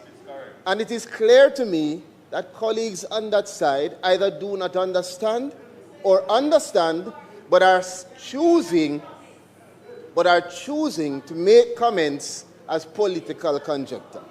And I would ask them to refrain from that. This is not the argument or discussion for us to go into that kind of politics. When you discuss minimum wage, you're talking about the most vulnerable. And it is time for the national discussion on that to elevate. The role of government is to ensure that no worker falls below the floor. And every time we discuss the minimum wage, we make it clear that we are not asking business to pay minimum wage. I said it when I stood up first, that we are asking business who can to pay more if you can. But the fact is we're here today to say that no matter what, you can't pay less. And there are persons who stood up and made comments who have to ask themselves their own questions. What are you paying in your business? I trust that you're paying above minimum wage. And if you are not, the government is putting in place measures to ensure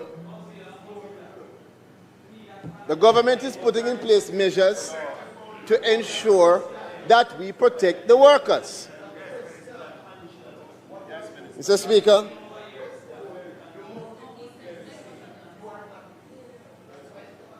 again, it is really, again, I really hope that we have this kind of fire and energy for all discussions, because this is a critical one.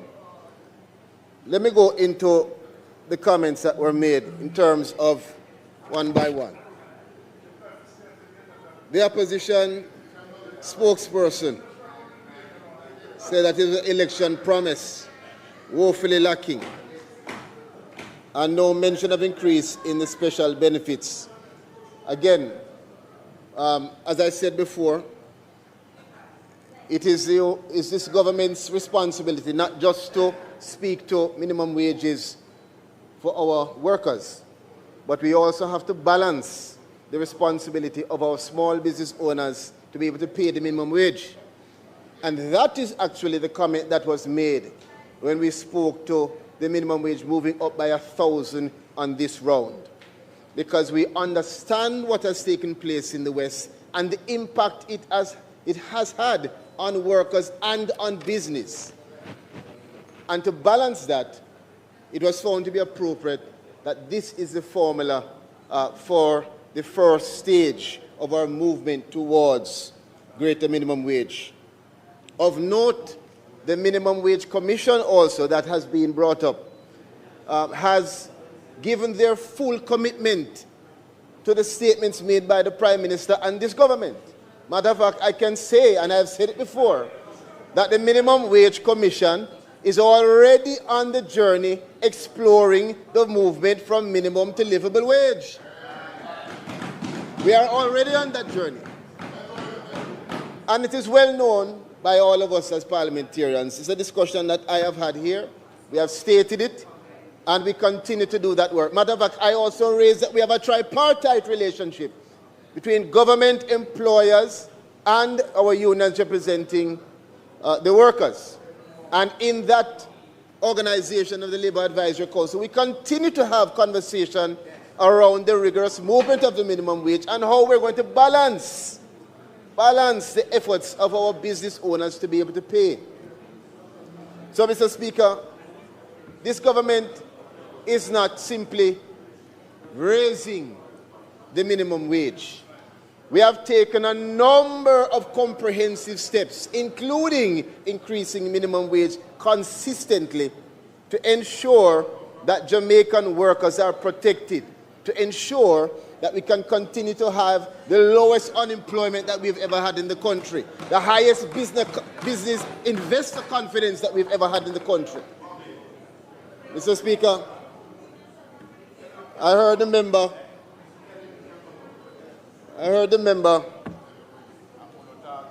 Bunting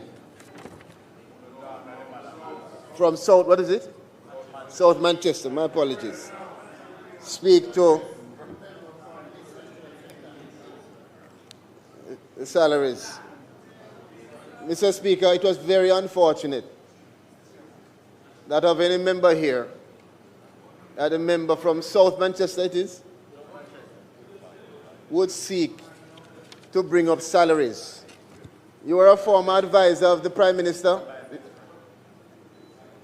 a former CEO of the National Investment Bank of Jamaica, somebody who has benefited significantly, and we hope that others can, who has benefited from opportunities created by public policy and privatization.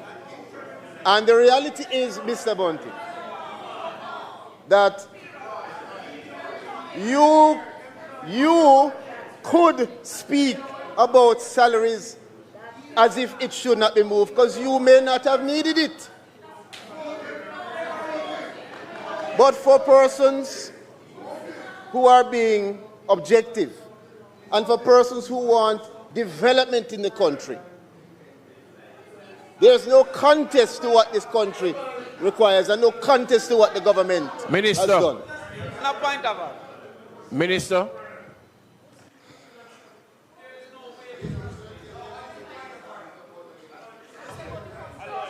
Let's hear the point of order, member. Yes, Mr. Speaker. Whatever number it is, there is no way the minister can be continuously naming and referring to the member in his presentation. If that is not motive, nothing is motive, Mr. Speaker. So he must withdraw that. Minister. And there, the land. Minister.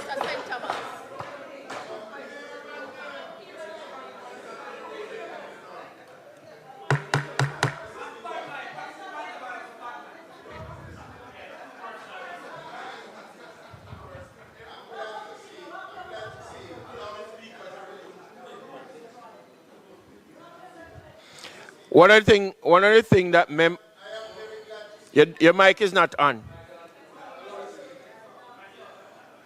One of the things that members must pay attention to, you cannot ask for something to be done, yet you are the same one that is doing the opposite. Minister, a point of order was raised. I want you to correct and move on.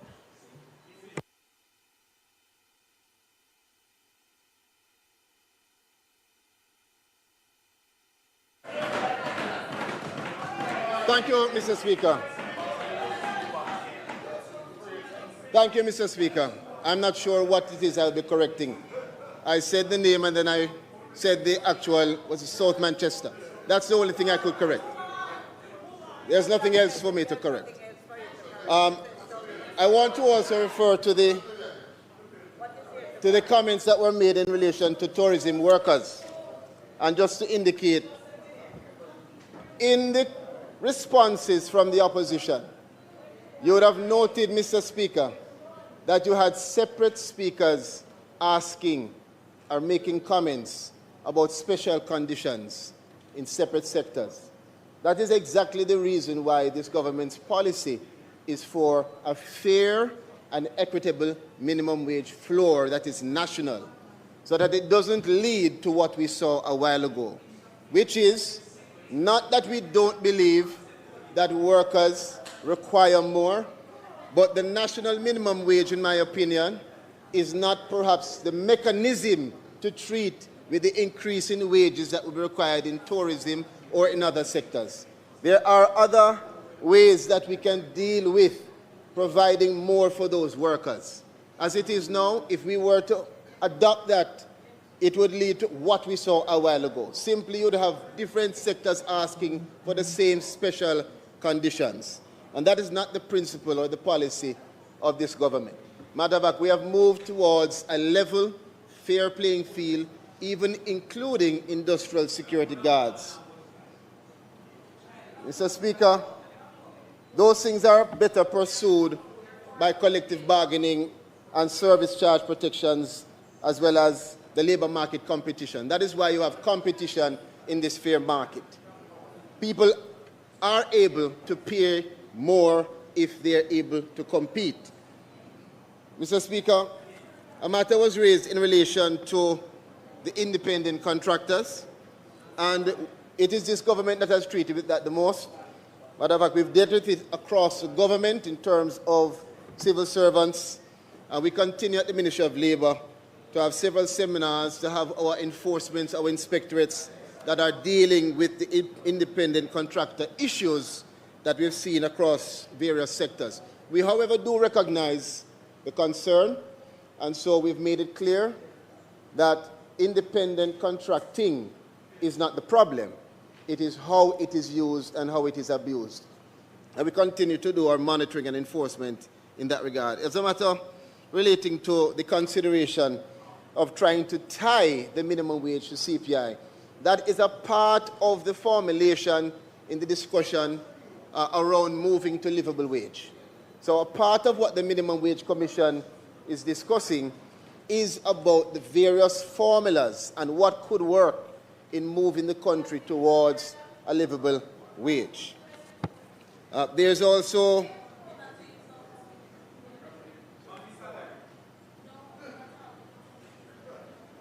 I believe there's also something that was raised in relation to a consideration for the category of laborers Again, same response, Mr. Speaker. If we are to go down the road of special condition, it would lead to an avalanche. Not that we do not consider various sectors to be critical, we do. But the principle and the policy that has worked is to have a level, equitable playing field. Mr. Speaker, I want to thank my colleagues on both sides. I think that this kind of robust discussion is a representation of the importance of the national minimum wage. However, it has to be clear to all of the children, all of the citizens that are watching. When the government speaks about minimum wage, we are not saying people are to be paid $17,000 a week. What we are saying is no one should be paid less than $17,000 a week. We continue to encourage those persons who can to pay more. So when you hear discussions around minimum wage, where people are making it seem as if the government's thrust is for that to be the wage that you are paid, it is false, it is wrong, and it shows a level of ignorance that is not becoming of us as parliamentarians. So I'd ask that we refrain from making those kinds of comments. It confuses the people who are listening to us. Again, I thank all of the colleagues for their commentary. And, Mr. Speaker, we now move that the motions, notice of which was given on the 17th day of June 2026, be approved. The question is that the motion, notice of which was given on the 17th day of June 2026, be approved. Those in favor? Aye. Those against, the ayes have it. Leader. Mr. Speaker, as we are in public business, we do have a short motion from the member from St. Andrew Western, which is really for a matter to be referred to committee. I would ask that we take that motion now. The member has promised me that he will be concise in his introduction to the motion, and we have a response. Then we will recommit the matters on the agenda and finish the House. Yes, we have to recommit the agenda for that.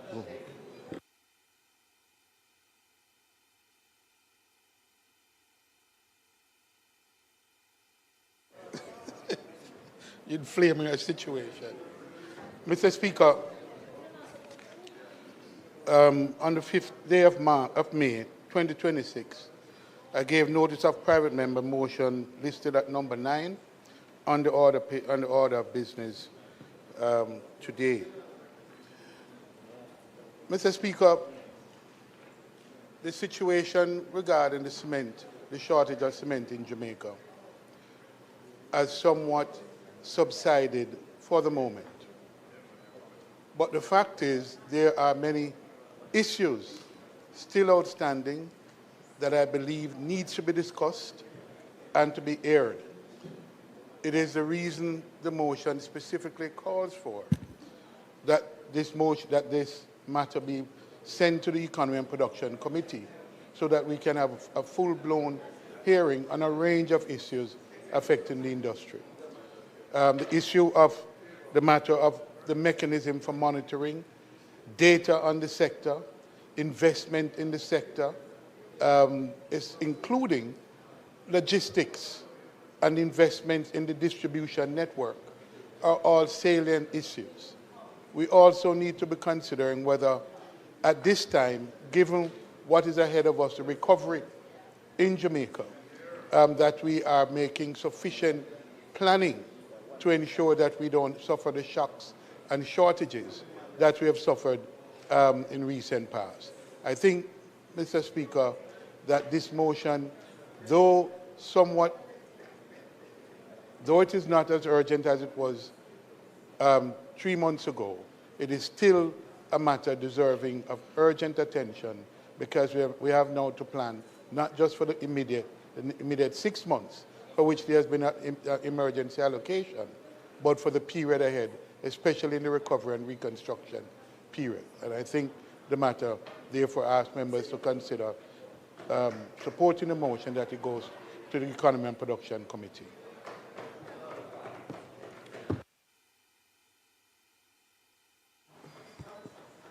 House Leader.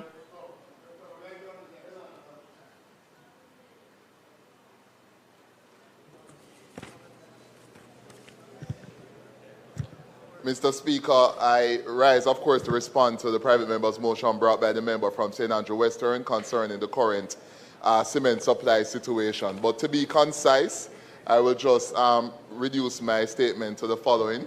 Let's highlight first, Mr. Speaker, the construction industry remains one of Jamaica's largest employers, and construction accounted for approximately 9 to 10% of total employment during that in the January 2025 to January 2026 period.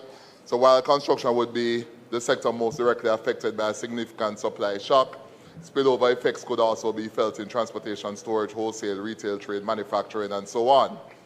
Mr. Speaker, the primary policy issue remains how to balance supply security with market stability while preserving the long-term viability of domestic production. Jamaica's cement market relies on managed flexibility to respond to disruptions and periods of increased demand. Of course, that's a 2013 policy by you, sir, whilst you sat as Minister of Industry. The ministry remains fully engaged with Caribbean cement importers, distributors, and construction stakeholders, and is consistently monitoring the supply and demand for cement. Of course, also the Consumer Affairs Commission continues its surveillance and reporting on the cement market, examining stock levels, availability, and so on. Also, technical support, Mr. Speaker, has also been secured through one of Jamaica's international development partners for a post-disaster evaluation and monitoring of critical commodity stock levels consultants. This engagement is also expected to commence in August 2026 and will strengthen the ministry's predictive modeling capacity to anticipate shortages and price volatility. Mr. Speaker, the ministry is also encouraged by the steps being taken to strengthen domestic storage capacity. At the end of May 2026, Caribbean Cement committed to establishing approximately 12,000 square feet of warehousing space in Spanish Town. The company has also further indicated that it is considering additional warehousing facilities in Mandeville. And also, Mr. Speaker, given the measures the ministry has instituted, we foresee no prolonged shortage of cement. The ministry remains fully engaged with all key stakeholders and will continue to conduct market surveillance throughout 2026. As is already in the news, Minister Hale announced a series of permits allowing the bringing in of cement to augment the issues on island, and that's already in the public domain. Thank you, Mr. Speaker.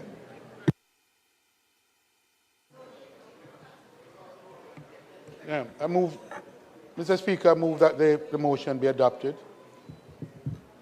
The question is that the private member's motion, notice of which was given on the 5th day of May 2026, be adopted. Those in favor? Those against? The ayes have it. Mr. Speaker, I now ask for the recommittal of all the items on the agenda.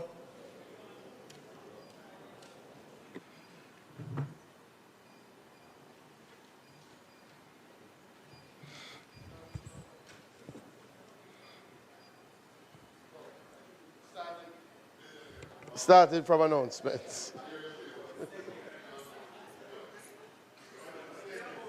The request is on the floor. Those in favor? Those against? The ayes have it. Statement by ministers. Announcement. Laid on the table of the House are the following: Annual report of the Tourism Product Development Company Limited for the financial year 2023-2024, and the income tax period of disaster relief payments, Hurricane Melissa Notice 2026 under the Income Tax Act. Thank you, Mr. Speaker. Bills brought from the Senate. Petitions. Papers. Report from committees.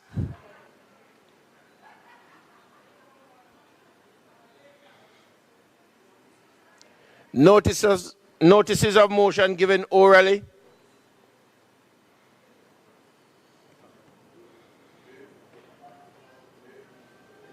Minister of Justice.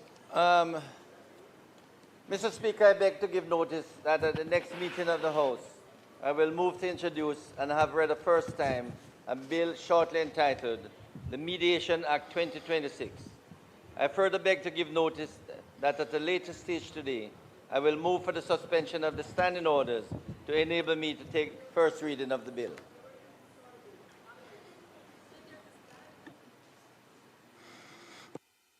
Minister of Finance. Thank you. Mr. Speaker, I beg to give notice that at the next meeting of the House, I will move the income tax period of disaster relief payments, Hurricane Melissa Notice 2026.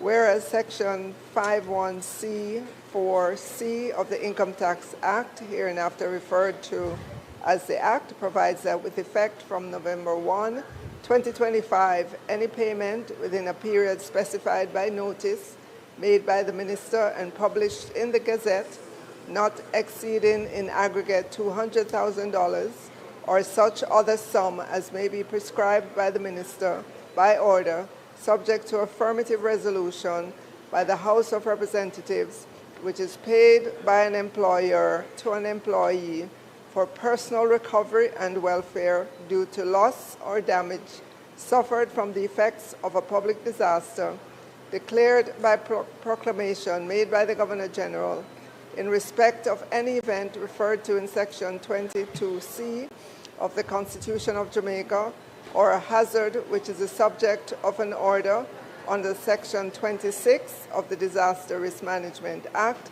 shall not be subject to income tax.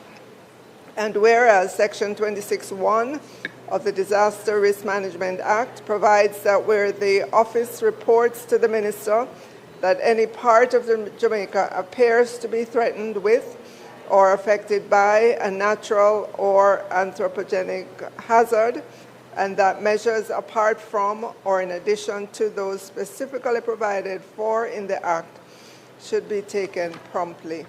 And whereas on the 28th day of October 2025, pursuant to Section 26(2) of the Disaster Risk Management Act, the Prime Minister made the Disaster Risk Management Declaration of Disaster Area, Hurricane Melissa, Order 2025, declaring the whole of Jamaica to be a disaster area.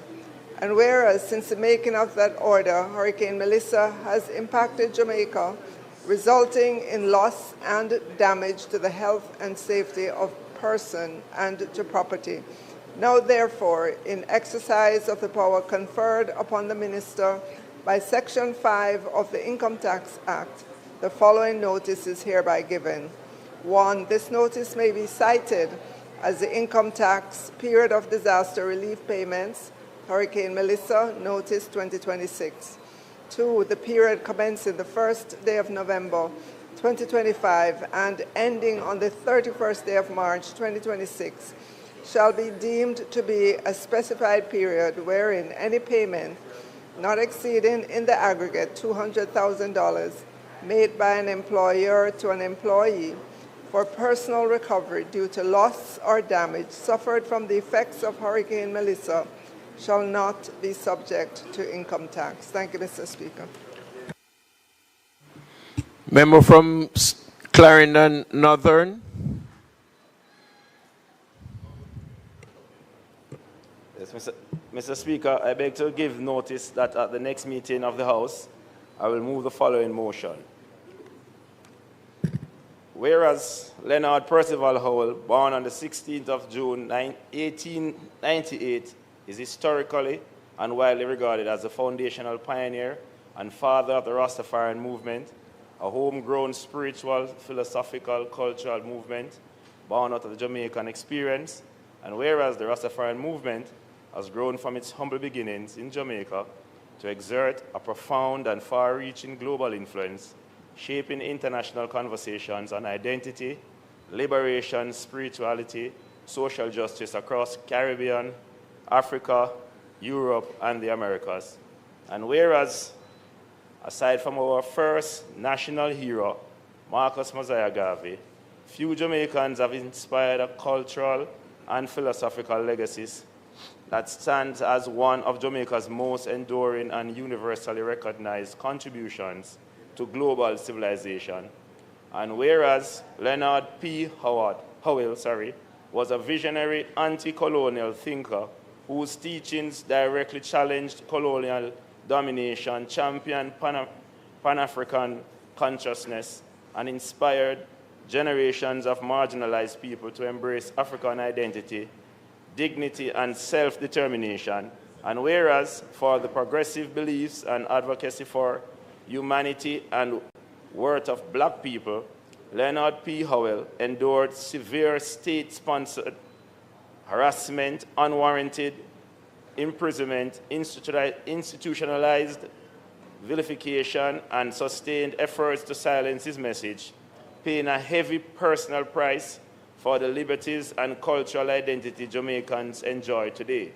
And whereas the formal national recognition of historic figures who resist oppression is a matter of historic justice necessary for a preservation of our collective national memory and the rightful positioning of pioneering contributors in the national narrative.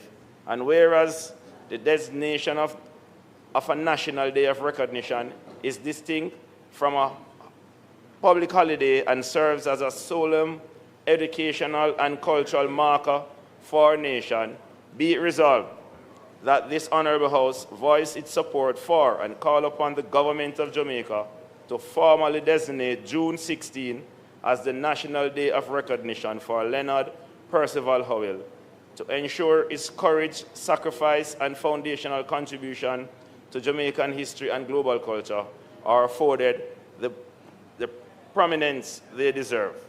And be it further resolved that this Honourable House urge the Ministry of Culture, Gender, Entertainment and Sports, alongside the Ministry of Education and Youth, to establish relevant educational curricula, cultural programs, and institutional works and anti-colonial legacy of Leonard Percival Howell.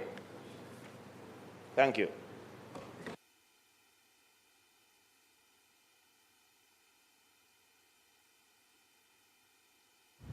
Question and answers to question.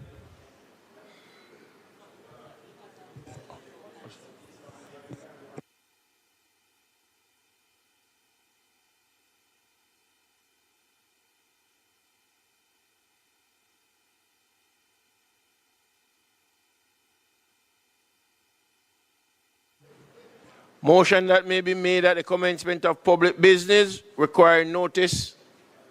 Motion for leave to introduce bills. Presentation of bills without leave of the House first obtained. Mr. Speaker, I now move for the suspension of the standing orders to enable me to take the first reading of a bill shortly entitled the Mediation Act 2026.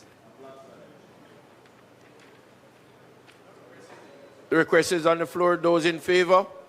Aye. Those against? Ayes have it. Mr. Speaker, I now move that a bill shortly entitled the Mediation Act 2026 be read a first time. Wait. A bill shortly entitled the Mediation Act 2026 read a first time. Mr. Speaker, I beg to give notice of second reading of the bill. I further beg to give notice that at a later stage today, I will move for the suspension of the standing orders to enable second reading of the bill.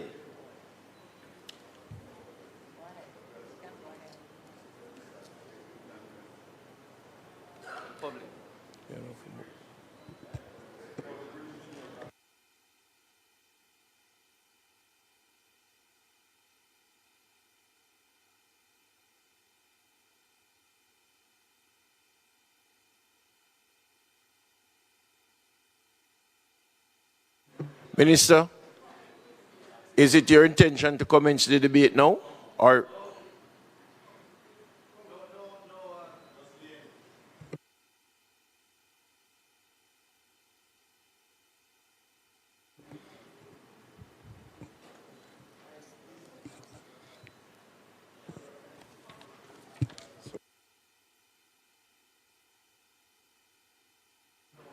Adjournment. Public business.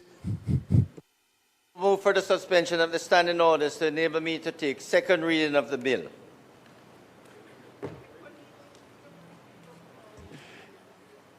If you're not going to come and say bill, the debate, then you're good where you are for this. Okay. House Leader. Mr. Speaker, it is not intended to do any further business today. I ask that the House be adjourned for a date to be fixed. The request is on the floor. Those in favor? Those against, the ayes have it. This House now stands adjourned until a date to be fixed.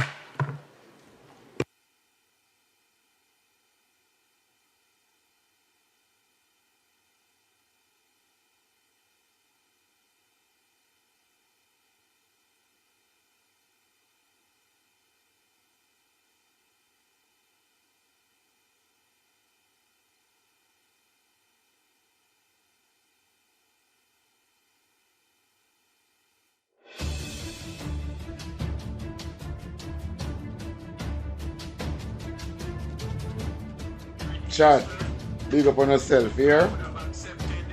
Word is love. Big up on yourself. Now you make a content to look more. Big up on yourself. The word is love.